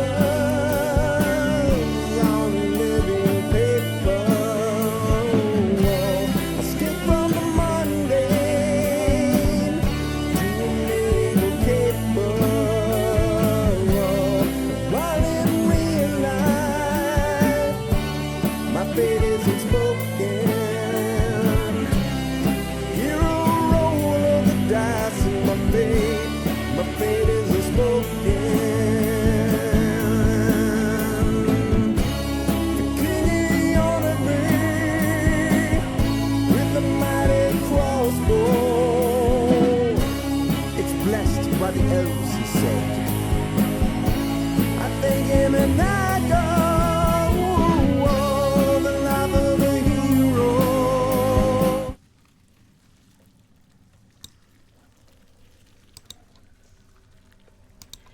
Okay, I am back. Go ahead and sound off if you're here. I Hello, am. hello. Hello, hello, Hello. hello, Hello. hello. Just waiting on Alex. Once she gets back, we will jump right in.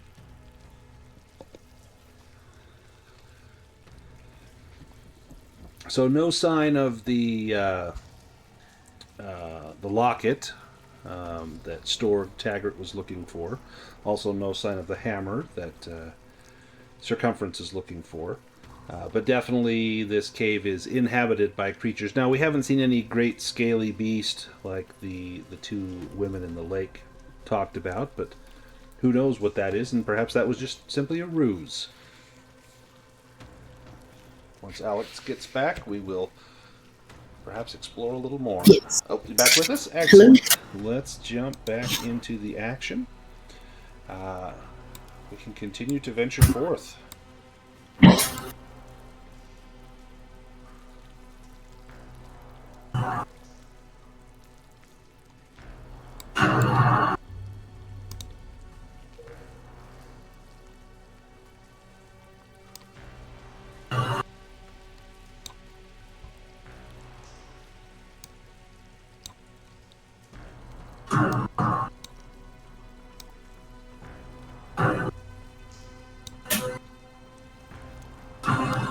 You see what looks like another shoreline here.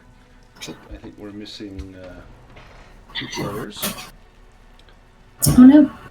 You see 2 rows of pillars that lead to a heavily oxidized and rusted double metal door.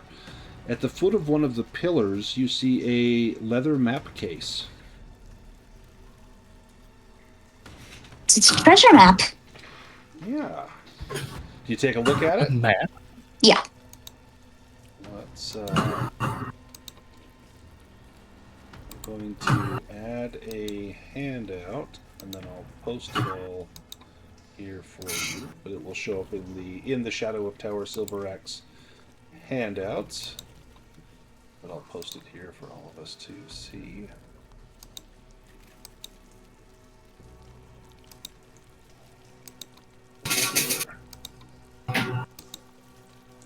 Inside you find a torn piece of parchment that has some sort of treasure map, perhaps, on it. Curious. Well, every scholar knows not to believe everything you read, but it is good to have this. Good eye. Another map to add to my collection. Torthen's Hall. And give me a Myths and Legends roll, Orla. Yeah.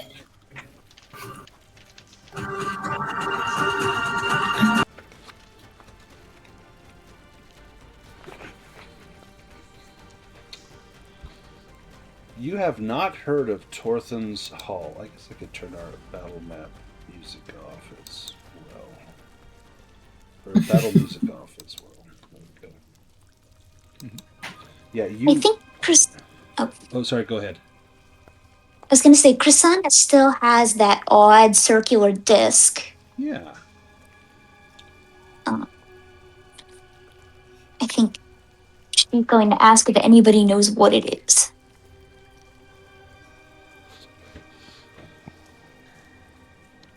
A little odd stone disc. I don't imagine I would know anything about it. So it isn't magic, or some item that I'm not aware of? I can check that for you. Just give me one moment.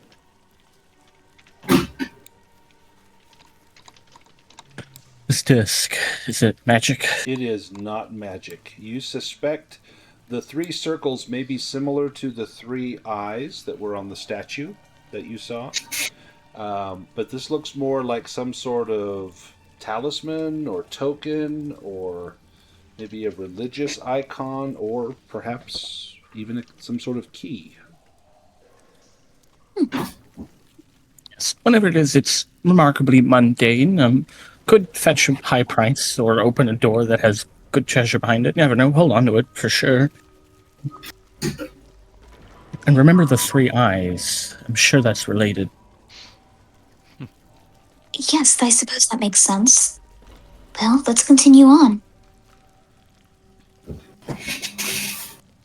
As I believe I recall, Torthen's Hall is the hall where Torthen lived, if I'm not mistaken. That is correct. But if we look at our map, circumference, you have heard the name Torthen's Hall before.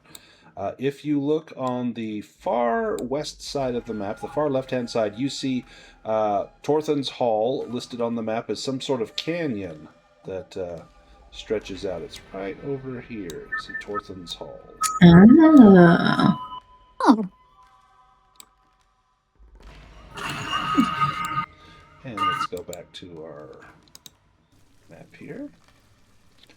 This door is rusted shut. There's no keyhole on it. It looks like if this is a key, this strange circular object, it doesn't fit this door. But this door, while there's no lock to be picked, it could be smashed open.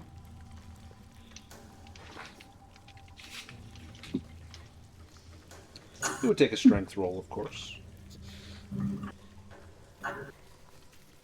How impractical a door without a lock. At least that I can pick. Perhaps there's one on the other side. Well, Circumference, you put your shoulder into it and it bursts open. And you see stairs that lead down into the darkness. I'll have you guys move onto those stairs, and then I'm going to take us to another map. So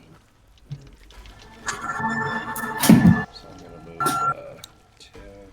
Chrisana in here. Let me copy and paste your tokens into map level 2.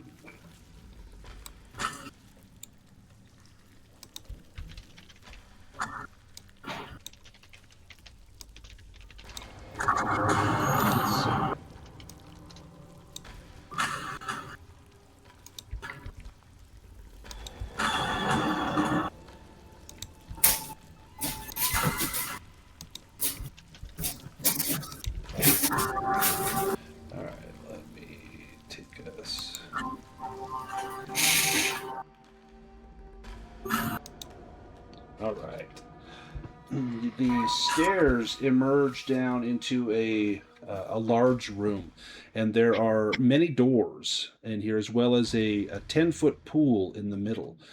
You can see doors off to the left and right, and the hint of perhaps doors. Yeah, there's 2 more doors up there. Now, the pool looks to be purely decorative.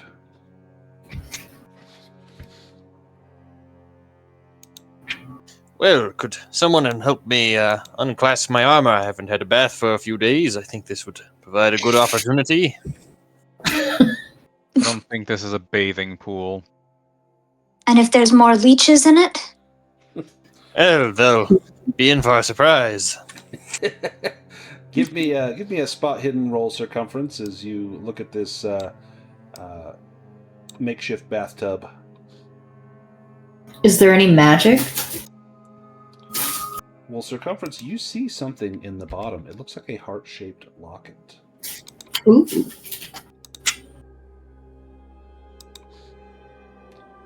Well, that might be the locket we're looking for. There's no hammer next to it, is there? No hammer that you see. Alas. Well, I will tuck that away. It looks like there are dwarven runes on the back of it. What do these runes say? Well, you don't need to make a languages roll, nor do you even need to use your helmet, because you can read dwarven runes. And it says, "To my dear Storgi, love Brunhilde." Well, certainly this must be the locket that Taggart's looking for. I will make sure that we tuck that away somewhere safe. Traveled quite far to get all the way in here. Yes, that's true. I'm not sure how those beasts in the lake would have got it in here. Maybe they got it before whatever it is kicked them out, and it's been down here since. That's entirely possible. Well, back to my armor. I do my best thinking while I'm soaking. You submerge into the fountain, and the water was cool and refreshing, and now it's definitely anything but. It's rather swampy. There's a few tufts of hair floating around in it by the time you climb out.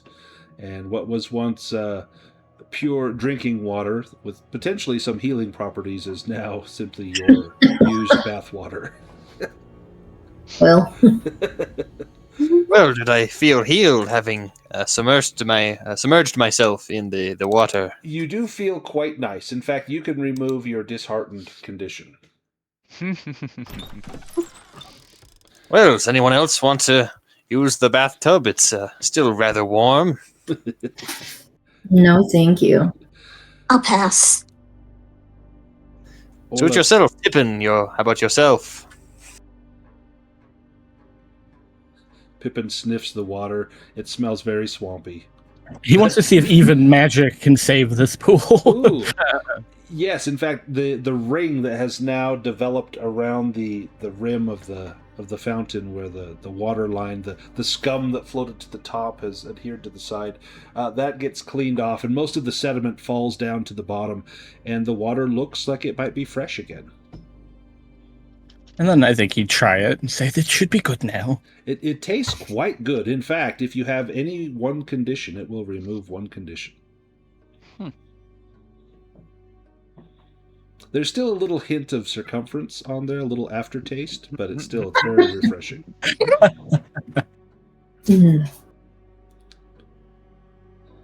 Now you can see through the cracks around the door, you can peer into some of these other rooms, or Orla, you see stairs there that lead further down.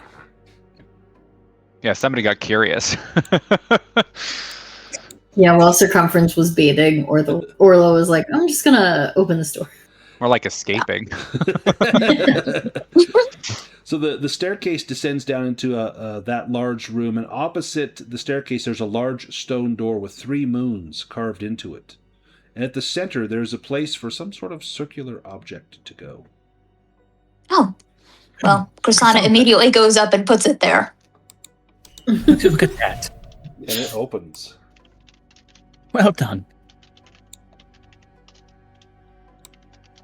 It was the stone. Let me have Chrisana and Tev give me a spot hidden roll. Oh, too late. No. Not Pippin. Pippin, you have stepped into a pit trap. You must make an evade roll or fall 5 meters, taking 2d6 damage, which can be halved with an acrobatics roll. Oh yeah, no problem. Nimble as a mouse. Yep, you leap over. And you can see on either side of you in this room that there are pools on either side, and they don't look like water. They're sizzling a little bit in the pool, almost like maybe it's hot water or something. But you don't see steam rising up. You don't feel heat coming off of it. Watch your step there. Tricksy they are, but, well, just be nimble. You might be able to creep around the edges, or is it all the way across both sides? Yeah. So you're either going to have to leap over that pit or go into that water to get across there. Don't do the water. It does not look pleasant. I mean, I've seen worse. Oops. What happened? Oh, It's a door. I think you clicked on the door when you clicked on your token. Chrisana's gonna see what she can, look into the water. Yeah, give me a spot hidden. Actually, give me a bushcraft roll. Oh, bushcraft. Oh no. Okay.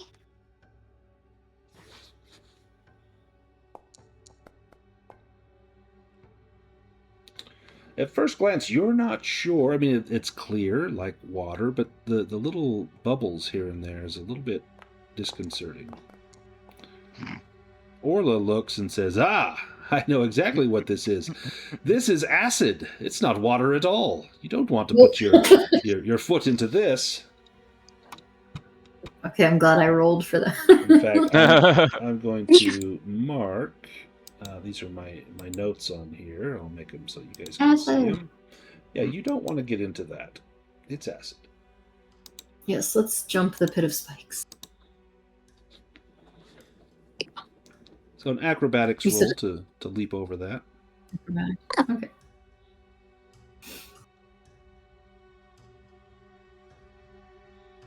Does the rope serve as a boon here, or should I uncheck it? I was actually about to ask. Yeah, because we already have someone on the other side. I know Pippin can't hold it for circumference, but maybe for Chrisana. Yeah. Oh dear. So should I roll the second time with the boon? Yeah, go ahead and roll that with a boon. I'll just do one more time. Oh, there we go. Nice. Orla, you got it. And Chrisana, you got it. So then, with enough people over there, Tev and Circumference could both have a boon on that as well. I mean, do we all want to go over? Should somebody stay over here just in case? Yeah, so let me tell you what else you see in the room before you all decide to leap over that. So there's a large statue. Again, that's the star in the circle. It's of a humanoid figure with 3 eyes, and it's sitting on its knees. You didn't actually fall into that. Sitting on its knees, its hands outstretched with an odd-looking helm on its head. Now, there is a large stone offering basin that sits before it. So statue, 3-eyed figure, it's kneeling. There's a basin on the ground, an offering basin, and it has a helm on its head. The helm is not part of a statue. It looks like an actual helm on its head. Is this a god we might recognize? Give me myths and legends.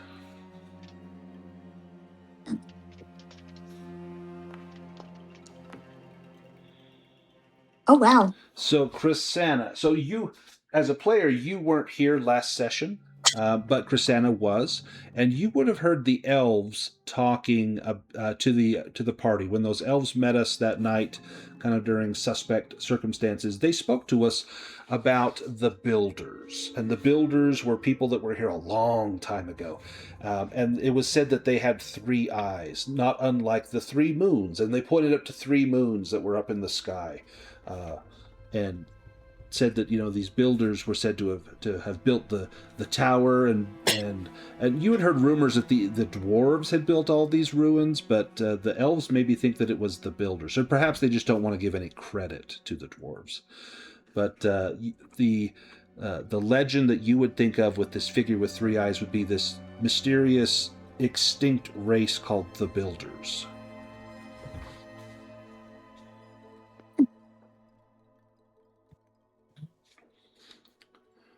That helmet, is it just like an old helmet? Or No, it doesn't look old. It looks very nice. Very, very fancy.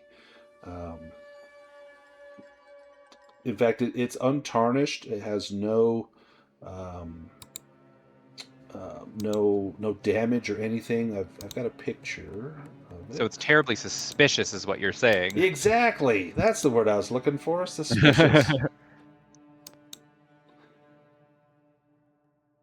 Yeah, check that for traps.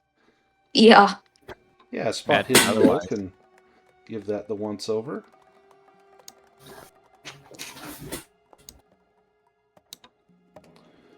Nice. But the fox did not roll that. Well done, Fox. Yeah, Reynard sniffs it, and it doesn't seem to be trapped. In fact, it seems like this is a helmet, and Pippin, even without using sense magic, you get the sense that there is magic with this helm. But say he did use sense magic. Well, because he did. You did. Yeah, it's definitely magic. In fact, it has it's imbued with mentalism magic. Curious. I wouldn't touch it because, well, I'm sure you all know magic and metal doesn't mix, but it is a magical item itself, and it's not trapped. So if either of you would grab it, feel free. As Pippin backs up. Prasanna just goes for it, living up to her name. You grab it. It is a helm of telepathy. So it counts as a helm, gives 2 points of armor. Although unlike a full helm, this does not give a bane to awareness rolls, but you do get a bane on bows, crossbows, and slings. But you may cast the telepathy spell at rank 2 for 4 willpower. Impressive. You can read minds with this. Well, who here needs to read minds? Circumference already has a fine helmet. I cannot wear metal, and none of you are very martial, but reading minds is always helpful. It will take 4 willpower, but could be a great boon. I don't have a helmet. Seems between the 2 thieves if it blocks sight for ranged attacks. Yeah, so that's the only downside. Orla probably wouldn't want to wear it because of that. But for the 2 thieves, if you're not making ranged attacks, it's not a bad idea. Gives you a little extra armor. Just your bows, slings, and crossbows would be affected. I don't think I even have any of those. Yeah, I don't have any of those either. Some thieves do, but not these apparently. does one of you want it, or you guys could roll for it? High roll gets it. Do you have what armor do you have? Just out of curiosity. Tev is just like a basic, like 1-point leather armor, otherwise Okay. no helm or anything, which probably about Same. the same as you. Yeah. I don't know. I feel like Tev would be like, you keep it. You jumped over the pit. You then. She very proudly puts on the helm. Nice. Excellent. Tev likes to have his, ears exposed anyway. He just doesn't say that out loud. It's tough to get someone to come scratch your head when your ears are covered.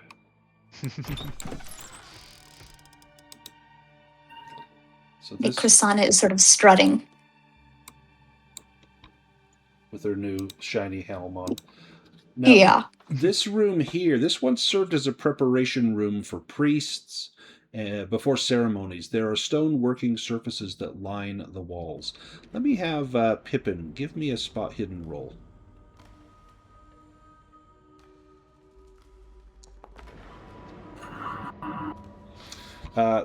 You see something on the wall over here that doesn't look right. You think maybe there's a secret door. I'm curious. It could be something. And he taps it with his little staff. Yeah, and it opens up. You see a passageway there. Circumference, give me an awareness roll. What a wise little one for noticing such a thing. Sharp little mouse eyes, yes. Circumference, as you cross through the middle of the room, something doesn't seem right. You turn back and look at Krisanna just as she crosses the middle of the room, and you look up, and there you see this huge lizard. And it looks hungry, and it attacks. Oh no. Let's go into combat. It's a giant The gecko. lizard. That's so cute. Of course, Tev always So has cute. terrible initiative. It's so funny.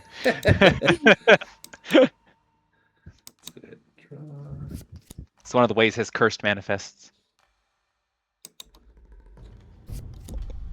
All right, and Oh, wow. Krisanna, you get to go first. It's that new Yeah, helmet. I think she is going to attempt to maybe. Can she reach it? It's up on the ceiling. It's about 10 feet high. You probably can't reach it, but it's going to eventually. It's likely to drop down. You could throw something at it, like throw a dagger at it. Maybe switch with Orla if Orla wants. Sure. Swap with Orla. Orla, you are up. Yeah. Here. Go back to shooting.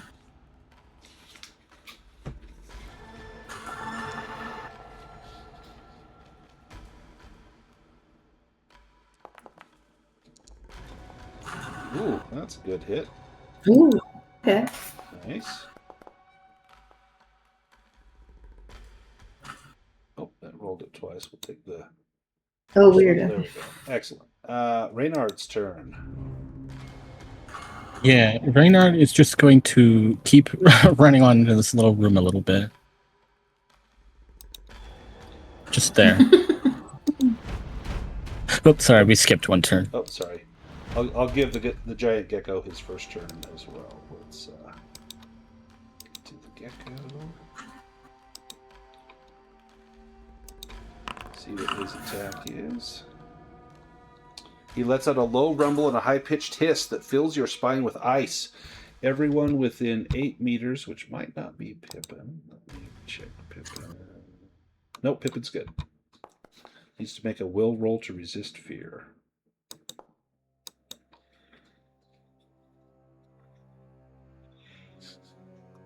And I'll have Orla make Oh yeah, I'm gonna use Fearless. Nice. The gecko will go again. Meal on the run. The gecko grabs a victim and races up onto the ceiling where it begins to pull them apart at the hip and shoulder. The victim takes 2d6 bludgeoning and is effectively grappled. To break free, they must make a strength roll as an action. If they do, they fall to the ground and take 2d6 damage from falling. An acrobatics roll will reduce the damage by half. While the victim is grappled, the gecko will continue to maul on them on its turn rather than making random attacks. All right, let's see who it's going to go after. Not Pippin.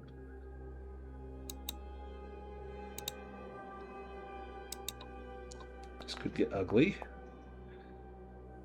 Oh, Krisanna. Okay. You can try to fast foot with Hard to this. catch. Yep. All right, I get a boon. You're a smaller morsel. Yeah. Thank goodness for the boon. Oof. Yep. Now you can move one square as well as you step out of the way. And then, Krisanna, it's your turn. Well, she would probably just move back. Let's see. And it dropped down to try to grab you, so now it's on the ground, so you could stab at it. Okay. Well, I guess it didn't hit, so it didn't back up. Yep. All right, yeah, that's what she's going to try to do.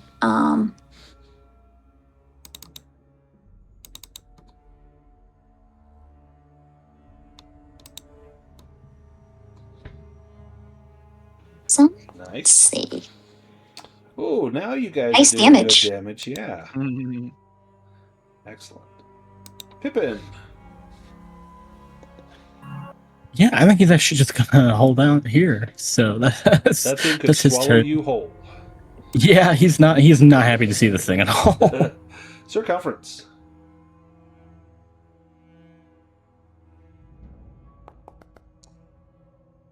Oof. Good hit. And you see blood come out of this lizard. Tev. All right, Tev is not liking the looks of this, so he's gonna go all serious again and do some backstabbing on this thing. He does not like this thing at all.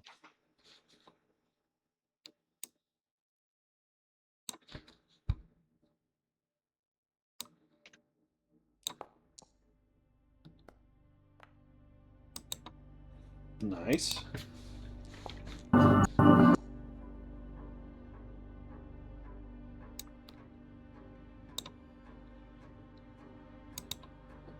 that damage. Oh, nice. And how do you take it up, Tev? Gosh, I feel like probably just right in the sides of the neck, kind of like before, just kind of like leaping on, Nice. just going for it. He seems a little bit more hands-on today. We're going to go to the next round because there is something in that little passageway that Pippin went in. Oh no. Pippin, no. Oh. There is a giant spider. It will stare at... ooh, who's this going to get? This is going to get Pippin. Yay, the thieves are free. And, yeah, Pippin, Orla, and Circumference. Nice.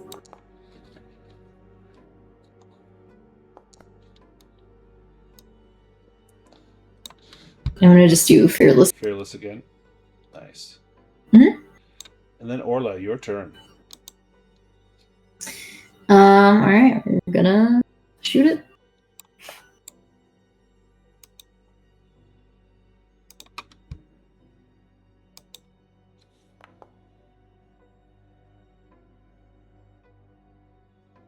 Oh my gosh. Oof, do you push that? Yes.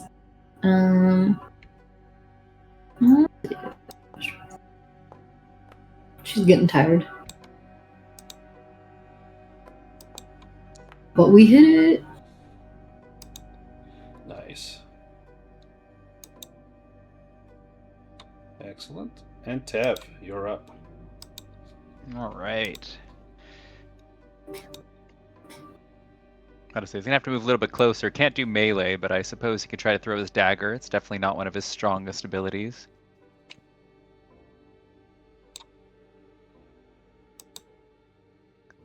Yeah, I'll definitely have to get closer.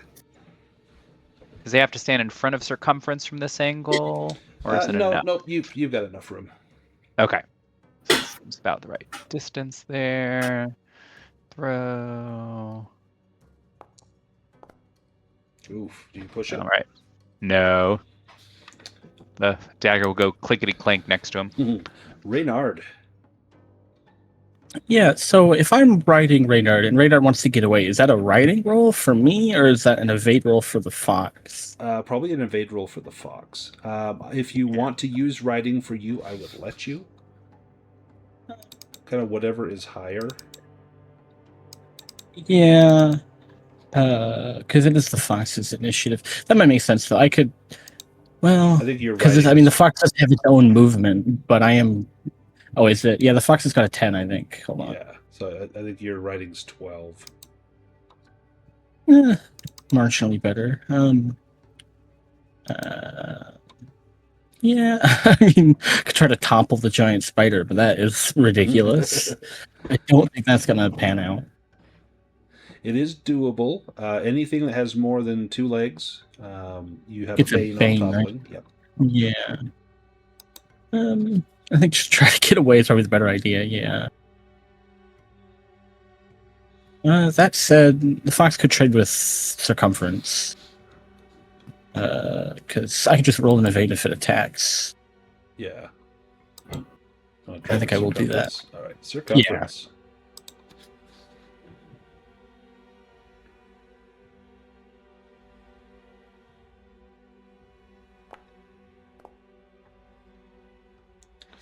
Nice, roll damage.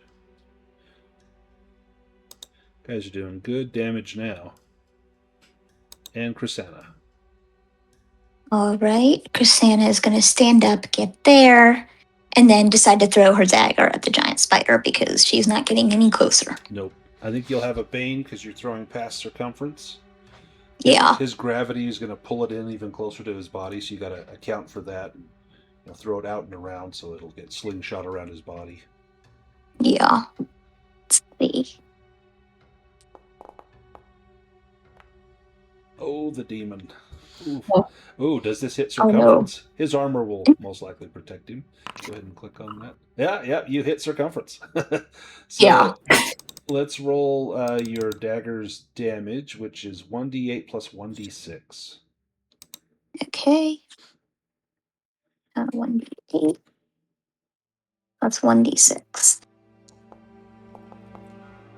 Oi! Ooh, circumference. You take 11. Nice. I think you take, 2 of that?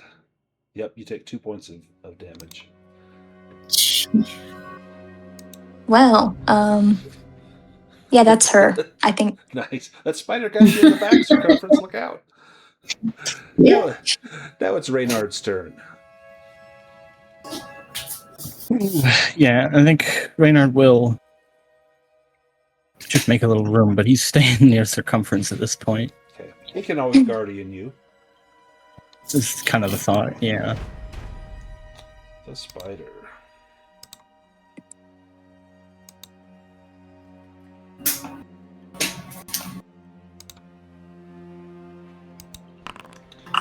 With a great leap, the spider launches its massive body at an opponent. The attack inflicts 2d6 bludgeoning and knocks the victim down. Alright, this is either going to be Pippin or Circumference.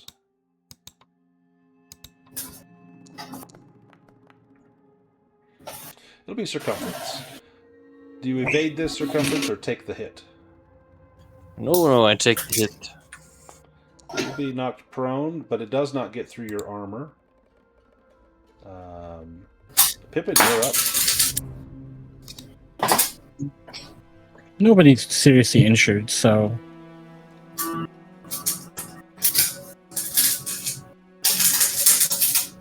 Ooh. Hey, look at that. Nice. Whacks him right on the head.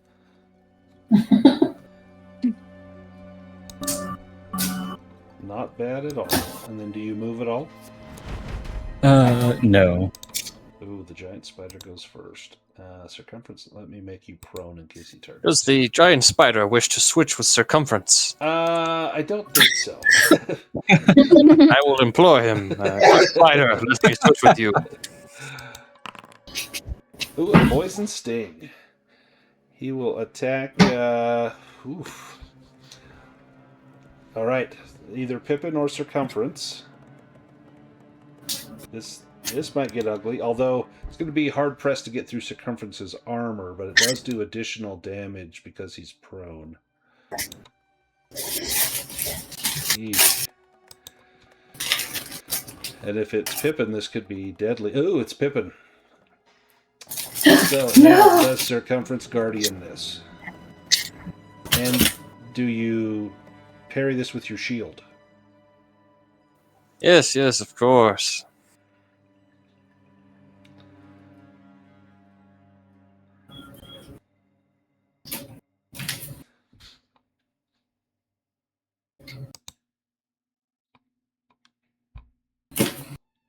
Oh. All right.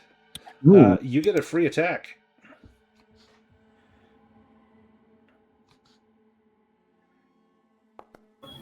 Look at that.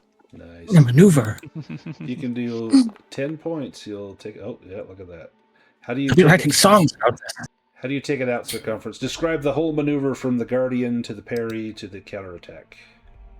Yes, well, it lunges to try and get little Pippin with its fangs, but Circumference grabs hold of its fangs and turns it around, bringing his shield up so that the fangs plunge into the shield. He then brings up his sword and slices its belly open, the guts spilling out all over him, and he drinks of the fluids of the spider and is quite pleased. Need to drag him back to that fountain so we can take another bath. Well, regardless, the threat has ended and the hallway is clear. Now, Did you see that? Orla, give me a spot hidden roll. Yes. Oh boy, she's not good at spot hidden. Oh, not bad. Whoa, we did it. So this was a preparation room for priests, and you see a couple of things in here. There is, let's see, there's 30 gold and 200 silver pieces in here. There is also some scrolls. Let me grab those.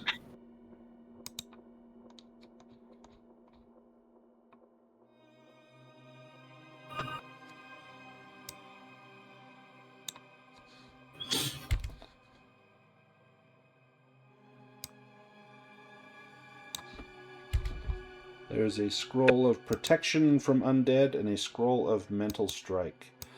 Protection from undead, it lets you cast Banish at power level 2 without expending willpower, or someone could learn Banish from this. Mental Strike is the Mental Strike spell, which is a mentalism spell. Or someone could cast Mental Strike at level 1 with, just by using willpower.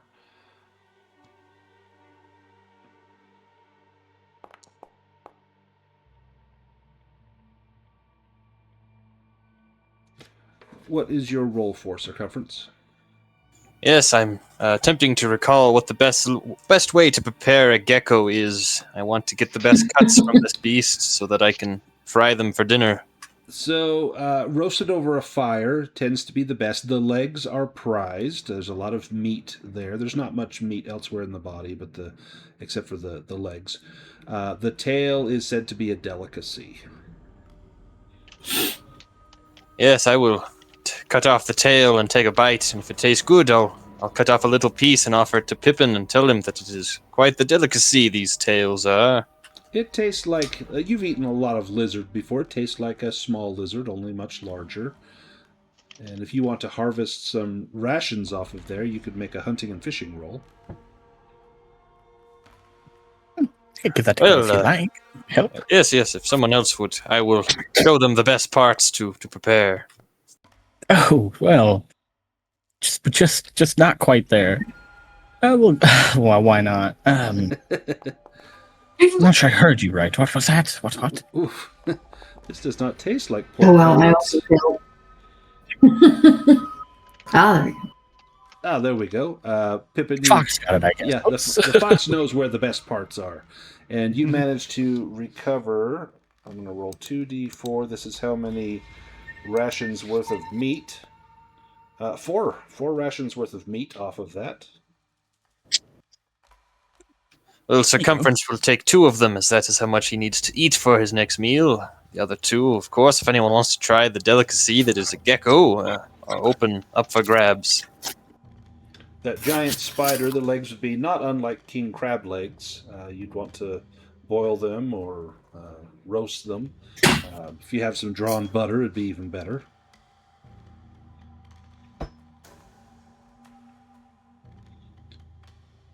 Otherwise, you may continue on.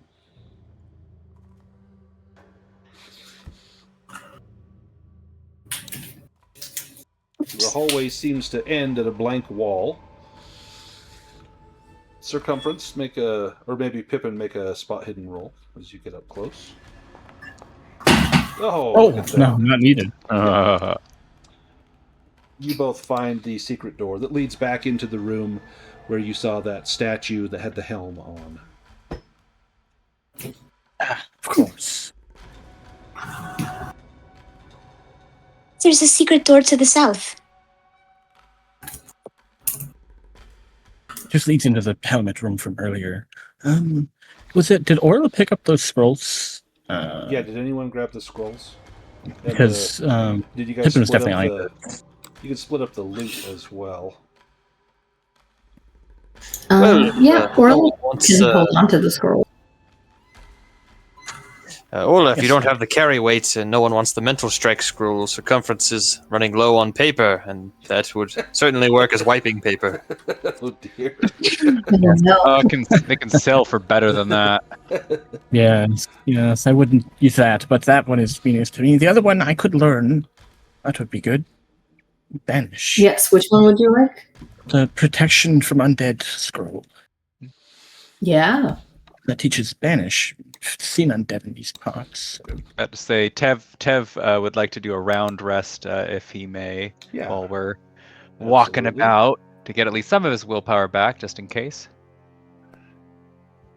Cool. Nice. Now this large room up here is empty, but you do see the door on the other side that leads to a hallway where stairs lead up to a landing. She's looking for traps after that spike pit. Yeah, and as you look around, you're very cautious. You're tapping the floor and whatnot, but you give me a spot hidden roll as you are searching. Okay.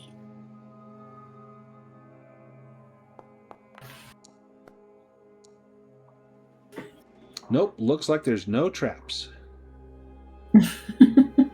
Okay. Unless you want to push it. I don't think so. Now this room up here is large, but it's empty. It looks as though there used to be items in here. You see scrape marks on the ground and a few little kernels of maybe rice or grain or barley. This is probably a storeroom at some point.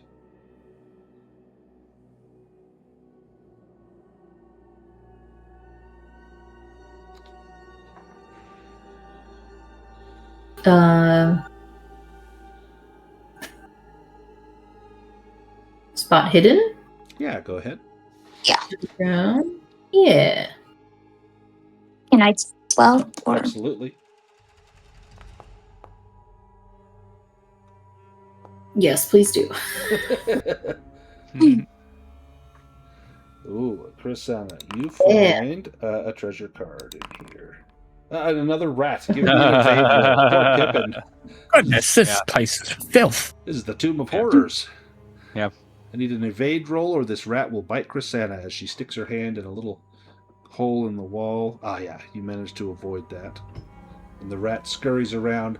It goes underneath Chrisanna's legs and down through the door, past Tev, who paws at it, past Pippin, who nearly faints, sees Circumference, and quickly goes the other way.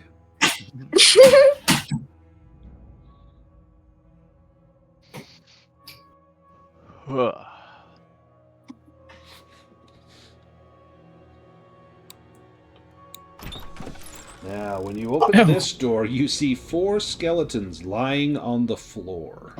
Now, these skeletons look like they've been here for quite some time. Scattered all around the room, you see copper coins. There must be 300 or 400 copper coins.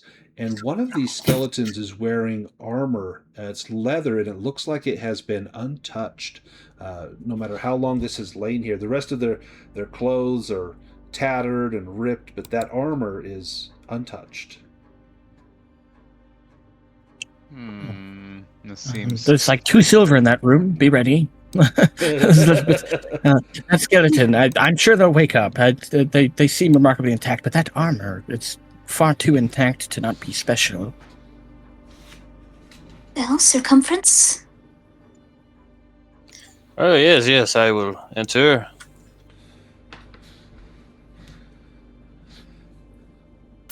Now, looking at the copper on the ground, you estimate that there must be at least 300 copper, which is 3 gold.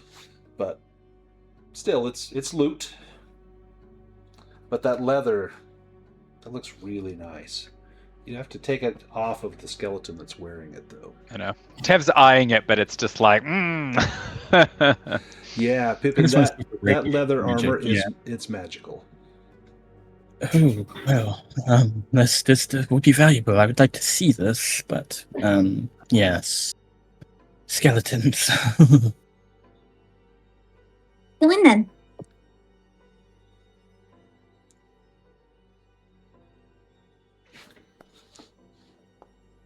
Yeah, I was about to say it's probably good just to be safe.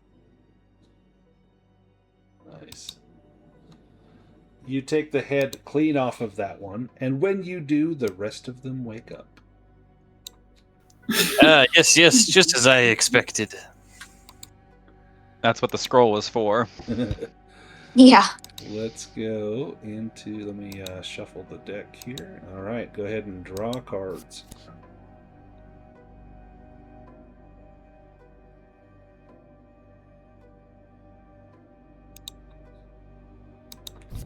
All right, Pippin, you are up first.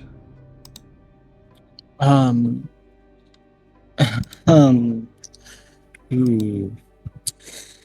I think he will trade with Circumference. All right, Circumference, you may go. As the skeletons rise to their feet, swinging their blades menacingly.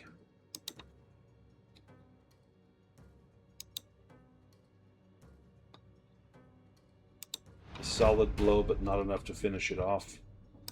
This one will step up.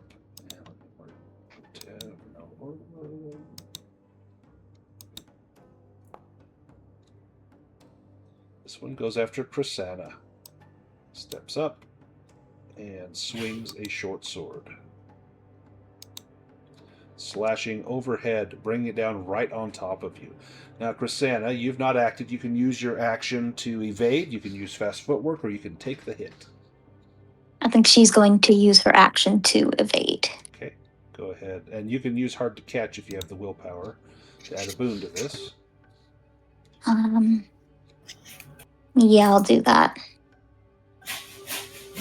Actually, no, she'll save that for when she really needs it. Yeah, well, I Ooh. should have done that. Do you push it? I might, let me see. Yeah, I think she's going to push that.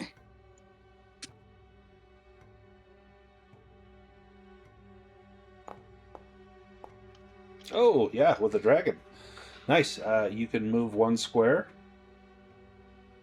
Okay. I guess she's going to stay there. Okay. Pippin. Pippin is actually going to try to use his staff and disarm the skeleton of his weapon. Nice.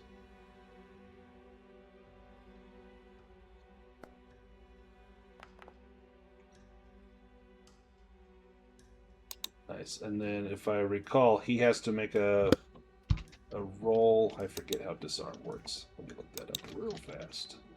It's an opposed roll between your skill level with the weapons you're using. So yeah, he has to roll 2. That's what I thought. And he just needs to beat a 2. Yeah.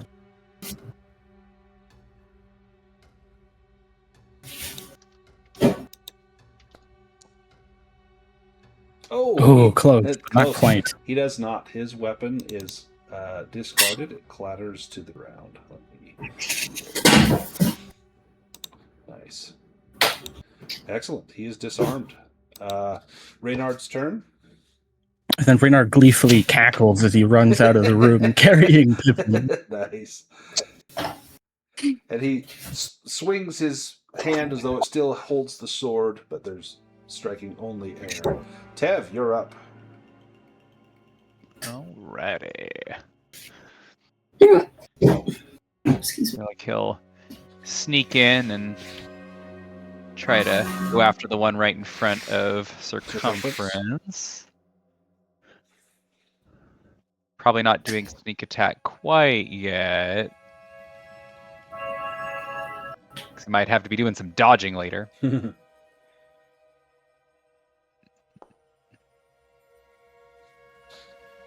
Nice. Good solid blow. Not quite enough to take it out, but close. Orla, you tell Circumference to stand bow-legged so you can shoot between his legs. Sure. Or probably shoot over his head. He's short. I forget. Yeah, like a little closer. Oh yeah. Okay, I see this.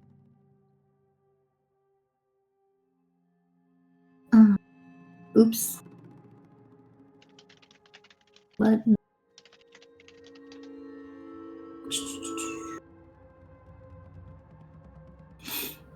Okay.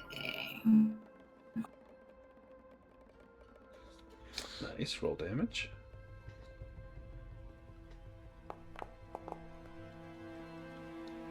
That will take him out. How do you end that skeleton? Woo. I think it is. She shoots like between their legs, and just kind of gets it maybe like right in the abdomen. Somehow she angles it that way. Nice. Circumference, you feel the rushing of air between your legs. Woo-hoo! And you see the skeleton clatter to the ground as the bones disarticulate. Chrisena, you used your action to evade the skeleton. This skeleton... does he go after...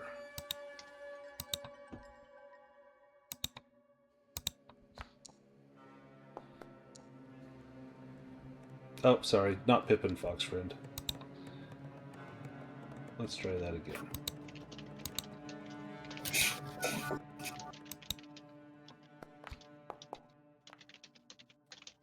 Circumference, okay.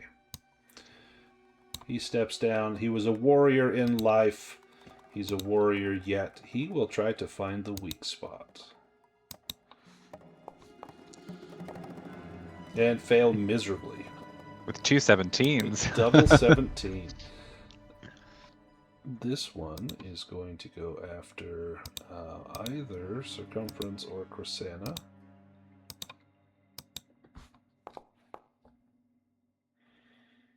Goes after Circumference. He will do the same. Try to find the weak spot. And I think that's a miss as well. All right, we go to round 2. Circumference, you're up first. Oh, you need double slash.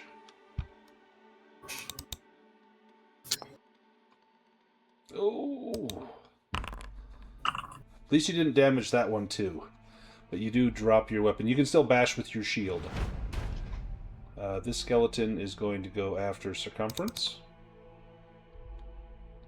Finding the weak spot.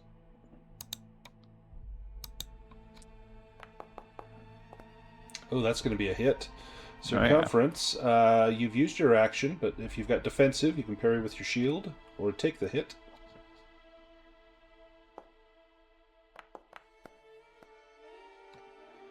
Nice. Your shield will take 9 damage, so it's fine. And with a successful parry, you can move the enemy and yourself 1 square if you like. No, I like them here. All right, Tev, you're up. All right, rinse and repeat. Get the skeleton in front of circumference.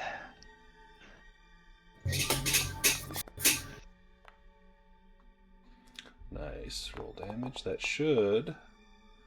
Yeah, that should take him out. Oh, no. He's down to 1 hit point. Ugh. So funny. Orla. Yeah, we're gonna stab this guy. Nice. The little biter. Yes.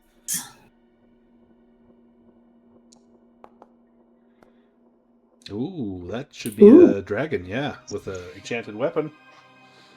Do you do Oh double yeah. damage? Nice. Yeah, let's Or do you double do- damage. You could do a 2 A hits. free You attack. take this guy out, move up, and then hit the next guy. Yeah, we'll do that. Free attack. So roll damage on that guy. Okay. It's a lot of ones, but that's enough. Now you can Nice. move up into that spot, and then you can attack the other guy. Okay.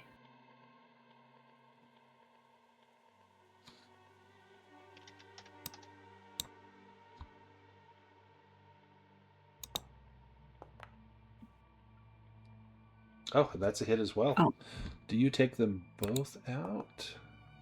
I think you do. Okay, how do you, with the dragon, how do you take out both of those skeletons?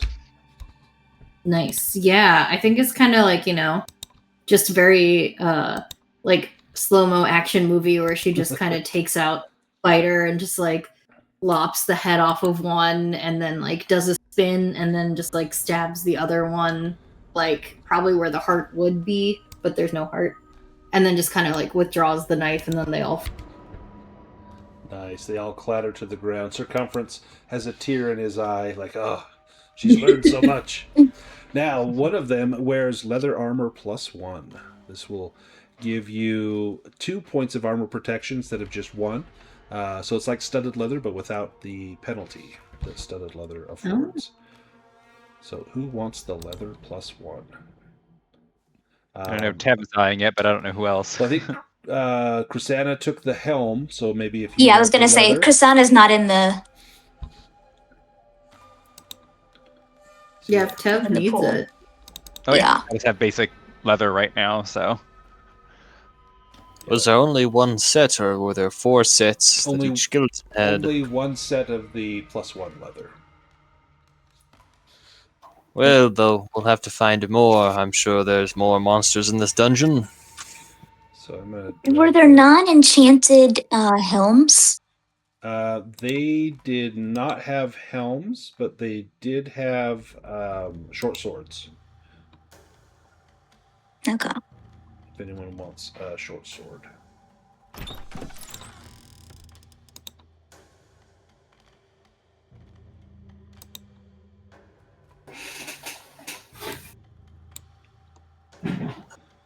There is a door circumference across the room you can see that looks like it may be locked.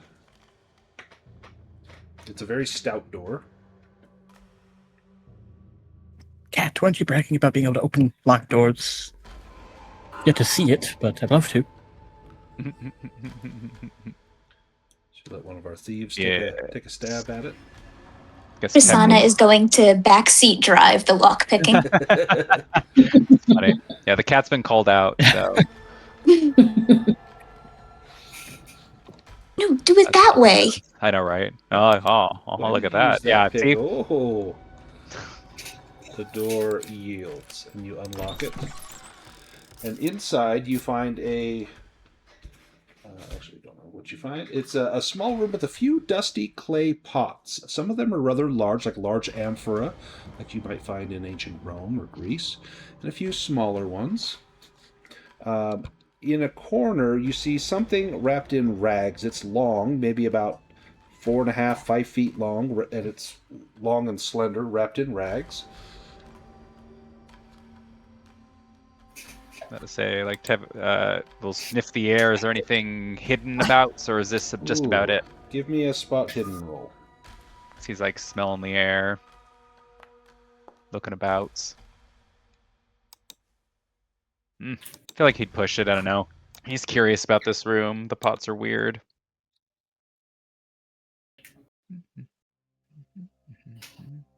Persona maybe picks one up and just examines it, trying to see if it's worth money. As you pick up the pot, Chrisanna, there's something inside.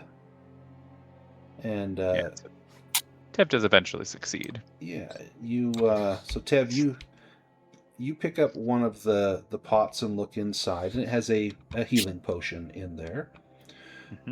Chrisanna, you look at one of the pots and you see it also has a potion, but this is it's labeled. This is a potion of invisibility. Ooh. I think this is probably between Chrisana and Tev. Tev already has one of them. Or not invisibility, I'm sorry. I feel like he would have Chrisana have it. He's not as much as the full Skulking invisibility. sort. Yeah. So I was thinking Chrisana. Yeah. Take the invisibility. In these rags, is it the hammer that Circumference seeks? It is not a hammer. It is a masterwork two-handed sword. It looks very, very nice. This is worth at least 500 gold. Whoa. It's a fine blade there. This can be used two-handed. You have to have a strength of 13 because it is masterworked, and it has a durability of 18.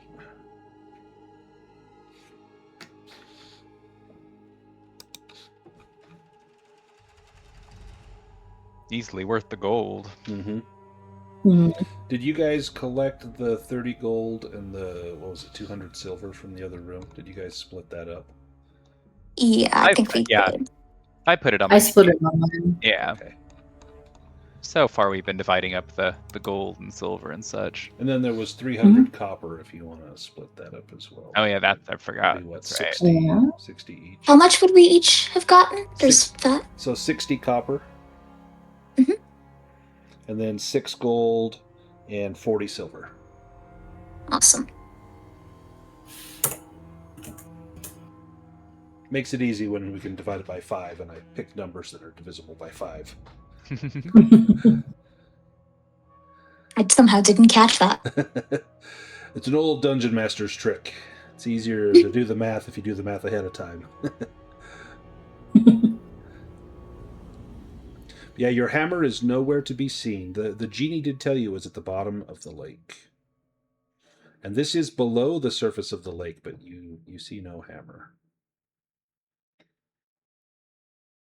Yeah, and your bath doesn't go any deeper. There was a passage that we didn't go down. Back Oh, there above. was? In the cave Oh. area. We can go back to the cave. I think we got everything. Oh, no, I see what you're talking about. Yeah, we didn't go through there. Yep. Oh, I don't have your tokens on here. That would help. Let's get them back on here.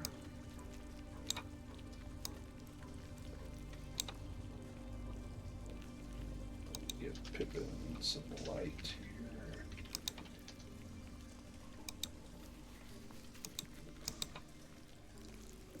Oh, the green scaly beast. I wonder if that was the gecko. That was the gecko. Oh. Mm-hmm. Well, that means that they might owe us since we just allowed them to be able to move back in. Yes. We can get that Yes, hammer. yes. And of course, if they refuse to help us, we can always eat them. They're probably quite delicious. You've quite the appetite. Yes, it takes a lot of work to maintain my bulk. This is true. It is legendary. So I think there was a spot just up here you hadn't explored, but it's just the same passageway. There's no secrets there. Oh. Isn't this also a thing? Oh, that's as far as it goes. It's just right there. Okay. That's just the corner of the map. Let's go back to... where was that? Where did I put that map? Oh, right there. Let's go back to this one here. We're back in our boat. We get up to the shoreline. Here we've cleared out the shrine of Amethyst Lake, and our boat is still docked. And you can see on the far side the ranch where Storg Taggart awaits us. He'll be overjoyed to see that we've returned his locket. We just have to get back there. And the wind has picked up a little bit. It's a little choppy, but we rowed across once. There's no reason why we can't row across again. And Circumference, if you want to give us a strength roll, you can put your back into it and see if you can get us back there. And I feel like Tev would probably keep an eye out for those creatures too, because it's like one of the reasons we did this trip is to kind of find his new weapon, so we're definitely going to need their help. Yeah. No problem with that, Circumference. Tev, give me a spot hidden roll. Alrighty. Krasana is looking for the naiads. Good. Somebody else needs to roll too, because Tev does have a bane on this since he was frustrated earlier. Yeah, he doesn't succeed, but he's looking. He's moody though. Yeah, Krasana boy. is too. That's so funny. Oh wow. We're all like, where are they? Maybe they don't like I'm that. like, hello. Oh, man. My goodness. No, I love They're it. not They're just not here. Oh wow. I love it. It's left the island. Oh, I get returned to shore now. This is so great. Oh, do we have some gecko meat? Can we throw that in the... Yeah, Circumference, do you... Because it seems like maybe that's what lured them last time. You spit out that piece of jerky, the Sphinx jerky. Yeah, they responded. They appeared. Yes, perhaps the lesser parts, the guts and whatnot, would make for a good chum. You dump the some of the guts that you've maybe been saving for a special occasion. You dump those in, and the two ladies show up again, and they rise up very demure and very quiet, and they say, can we go home? Is it safe? It is. But we need your help first. Of course. What do you need our help with? Bring us the hammer, please. There's also an amulet. The hammer is far too heavy for us to lift, but we could take one of you down there. Well, I can't breathe or hold my breath that long. Don't worry, I can handle this. They'll show me the way. Then their home is now safe. We'll carry you out of the sea. Won't you just sink like a stone? Yes, but perhaps that will work to my advantage. Then I won't have to worry about finding my footing on the bottom. Do you have your breathing stone? Yes, I do. Do you tell them about it, or anyone else? I mean, I'm sure Orla and No. Rosanna know, because they have one. Yeah. as well. Yes, a breathing stone is a stone most sacred to dwarves, so I would not share this with these beasts of the lake. They take a few cautious paddles away from the boat as though waiting for you to jump in. They hold out their hands, bidding you to join them in the water. Here, tie a rope to me. You can hold me up like an anchor. It should work. Does anyone Kasana go will down do the that. circumference? Yeah, Krasana will tie a rope. Orla can also go. She has a breathing stone. Just wants to make sure they don't do anything tricky. It might be good for Krasana as well. Leave Pippin and Tev here. Yeah, don't leave me alone up here. What are you doing? Yeah, Tev will stay up top. He also doesn't know about these stones, so he assumes that Circumference is just killing himself right now. Like, what's happening? It's ridiculous, but yeah. He's dedicated to obtaining his treasure. But when I tug on the rope, Pippin, make sure that you haul me up. I'm trusting in your strength here. Do you see me? I'll do my best, but well, you're the wise one. Yes, thank you, Pippin. I have full faith in you. Just get Tev to help you. I'm sure you can manage. I just eye Pippin and shake my head. All right, I'm gonna take us to a map. Krisanna, Circumference, and Orla, you plop into the water, and the naiads look at you confused because you're not drowning, and they almost look disappointed.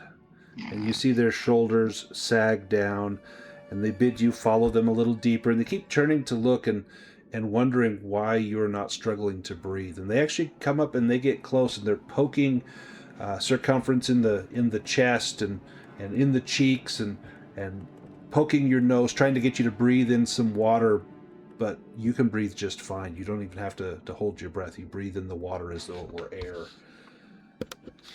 And you get the sense that they are very disappointed by this. I know the Hard feeling day for to be them. denied a meal.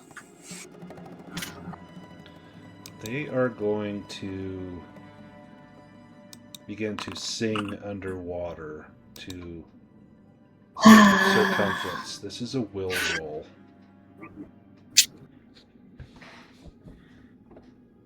I will, instead of doing that, I will do it right back at them and cast Dominate using my necklace on one of these naiads and tell it to lead me to the hammer. Do you have the willpower to spend? Yes, it's level 2, so 4 willpower. And they get a... Let's see, with Dominate, is that an opposed will roll? I forget how that works. I think it's a will roll, a straight will roll, not with a bane or a boon at level 2. Yeah. Let me pull that up. Dominate. This is the Collar of Forgothu. Yep, so a normal roll. Let me roll for them.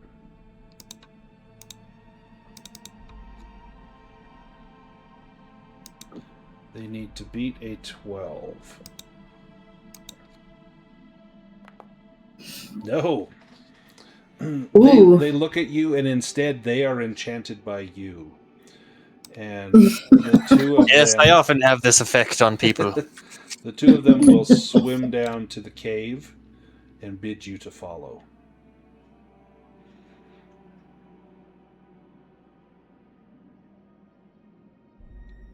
Prasanna is also keeping an eye out for the medallion. Give me a spot hidden roll. I think we might have found that. That was the heart-shaped locket we found in the fountain. Is it the locket? Yeah. Okay. Oh, that makes sense. Yeah. Let me have Circumference. Give me a spot hidden roll.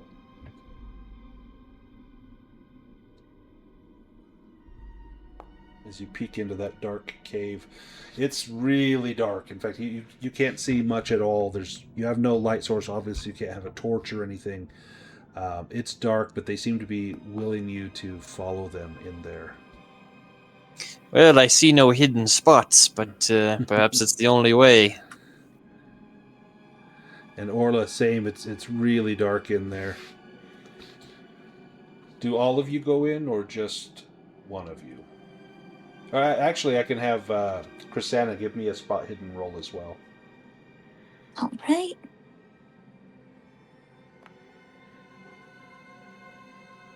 Oh, man. Well, as I look through my things, I do have these gemstones that were used to unlock the door of the Sphinx. Do these give off any light? The circular stones? Yes, I imagine I took them out of the door once we left. They don't give off any light, no. Well, we'll just Great have to thinking, do it by feel. Perhaps I'll make some clicking sounds like the great whales. I'll use my sonar. As you go into the cave, you kind of feel around, and you feel your feet crunching. You think maybe it's like shells, but you reach down and grab some, and it's bones, and bones of countless individuals that they have lured down here. And you look at them, and in the dark, you see their eyes glow kind of infernally, and you wonder how many fishermen over the ages have been lured to this cave, drowned and eaten by these naiads. But how long they'll be under your control, you don't know. You hope it's long enough to find what you're after. And you sift your hand through, and you feel all the various possessions that have been left down here. You know, old rusted daggers and blades and bows that have rotted away to nothing, quivers of arrows that are now rotted. But then your hand rests on something that when you touch it feels like a heavy hammer. And your ring of the genie, when you touch this, begins to glow faintly, and the hammer, as if in response, begins to glow as well. And the Nixies see you reaching for Ironbreaker, for the hammer, and I'm going to give them one more will roll. Ooh. And they recognize what you are doing, and they instantly, their eyes glare at you. They open their mouths, and you see they have sharp teeth. Teeth used for tearing and ripping. I'm going to give you each all one declared action before I tell you what they do. What would Orla do? I have a question. What does mental... Oh, you broke up on me. I heard you say, what does mental? Mental strike? Mental strike. So it's a spell. If you cast mental strike... Oh, did that link... Oh, the link's broken. Let me fix that. Yeah, I tried to open the description, but it was... Yeah, let me fix that for you. Let me just edit that real quick. Let's try. And I'll put a good link in there.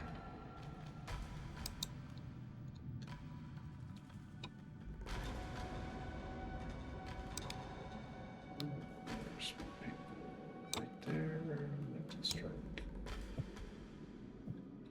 Drop it on there. Okay, now the link should work.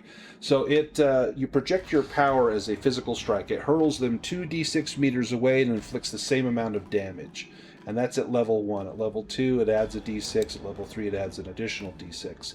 And this would just be at level 1 that you could cast this at. So do 2d6 damage and push them 2d6 meters away, or at least one of them. Okay, yeah, she's gonna use that. Okay, so that will... you can remove the scroll, and you can roll 2d6. And Okay. which one are you targeting? Question. This one here would get shoved into the cave. Okay, yeah. Shove that one in the cave. And then 2d6. Yep. Nice. So takes 7 damage, plus it's pushed 7 meters into the cave. I'm going to put her, like, back here, but that's inside the cave. What about circumference? Yes, I slam one in the face with this new hammer. Time to test its worth. Okay, go ahead and you can attack that one right there.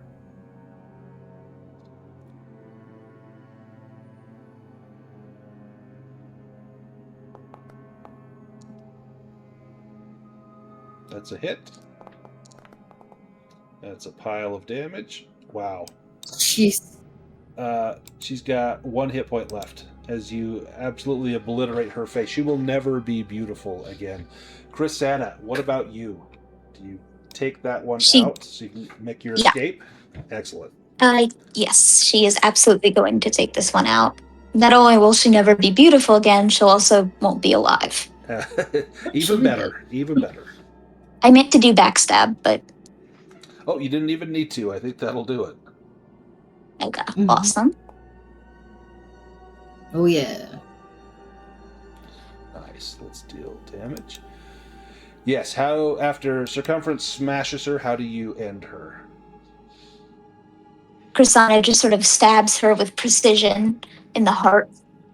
Nice. Blood, black blood, fills the water, clouding your vision. You hear a scream coming from deep within the cave, what do the three of you do? Circumference Swing away. will motion for Orla and Chrisana to cling to his back hair, and he'll tug on the rope. All right, I need Tev and Pippin to make a strength roll. One of you can make the roll with a boon. That'll be the help from the other, so whoever has the higher strength. Pippin's actually got a 12. Not Which is terrible a little bit better than for someone. Tev. So Tev will, Tev will, I guess, help brace the rope as Pippin pulls it. You see Ironically, Pippin trying to pull up circumference. Oh, barely got it by just one. barely do it. He did it. Nice. We get back up to the boat as the naiad is in pursuit, and we begin to row. And we hear her calling after us for some time as we row and row and row. But eventually, those calls begin to get lost in the sound of the wind, and we are back on the map.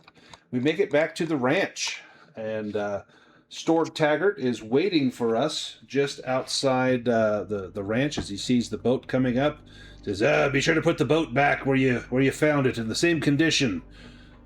Clean that blood off of there. You're bleeding." He says, "Did you find what you came to seek?" Yes, of course. This hammer, and I will show him.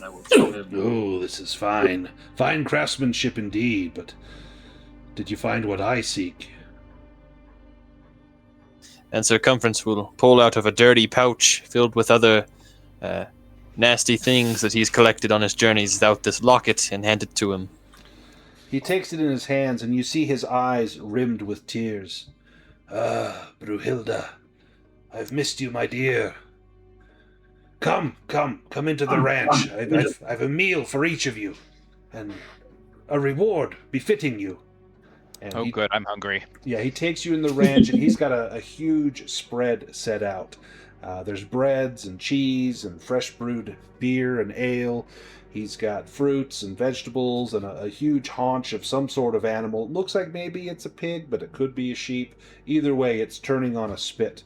And he will give you each 60 gold pieces worth of amethysts, small cut gems in a bag, and he hands this to each of you. So you can add 60 gold pieces to your loot. And you can rest here.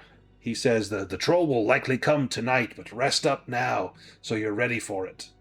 So if you want to do a full rest, you can. Perfect. And in fact, let's go to our landing page because we're just about done. Do any of you have any questions for Storg, or if not, we'll just go to our advancements.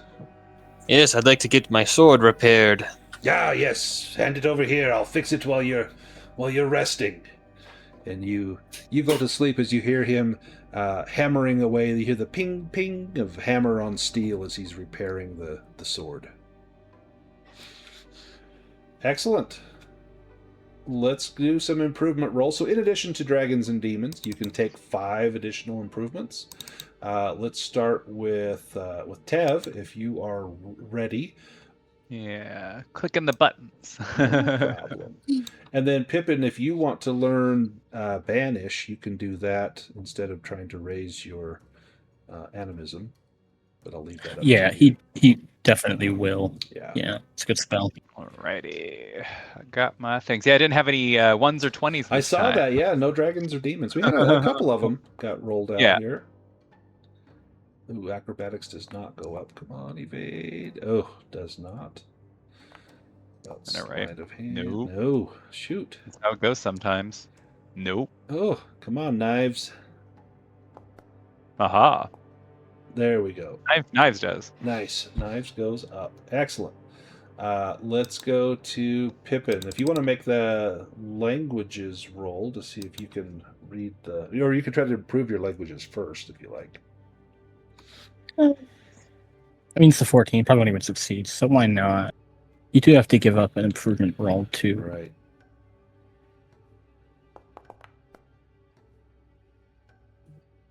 Well, healing would have been good. Yeah.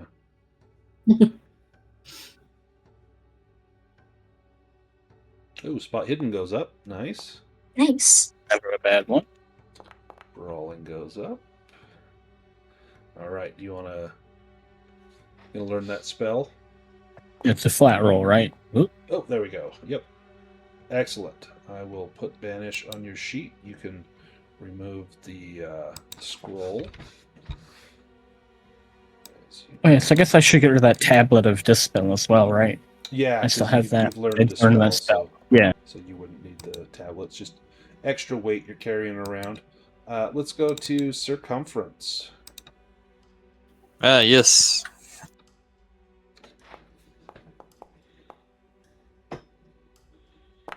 Crafting goes up. You learned a thing or two.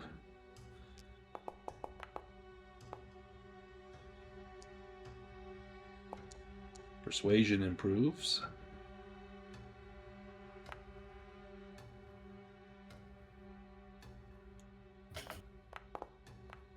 Brawling goes up. Ooh, Pretty good results. almost got hammers up. And got swords up. Nice. Yow. Excellent. And that's all of our circumference. Let's go to Orla. If Orla is ready. Well, that's not going to get it done.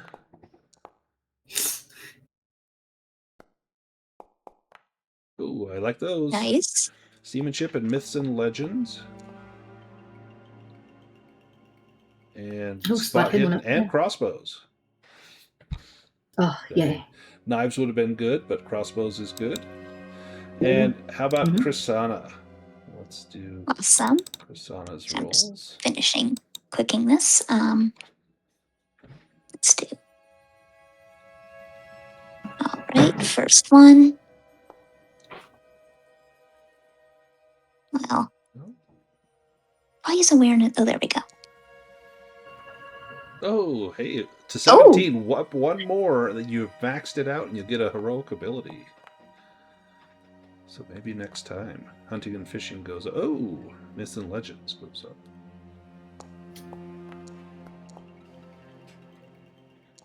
You did some good sneaking. rolled. Oh, yeah, sneaking goes up. Oh, wow. What about your knives? Knives goes up. Nice. And swords. It's got to go up. Yeah. Goes There up. we go. Nice. And then all of you can do a full rest if you haven't. Recover all of your stuff, all your hit points, willpower, and conditions.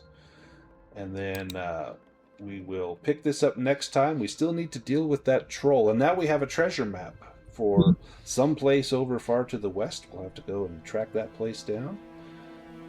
But that will be for another time. So I will see you all next Sunday, and we'll pick up the adventures from there.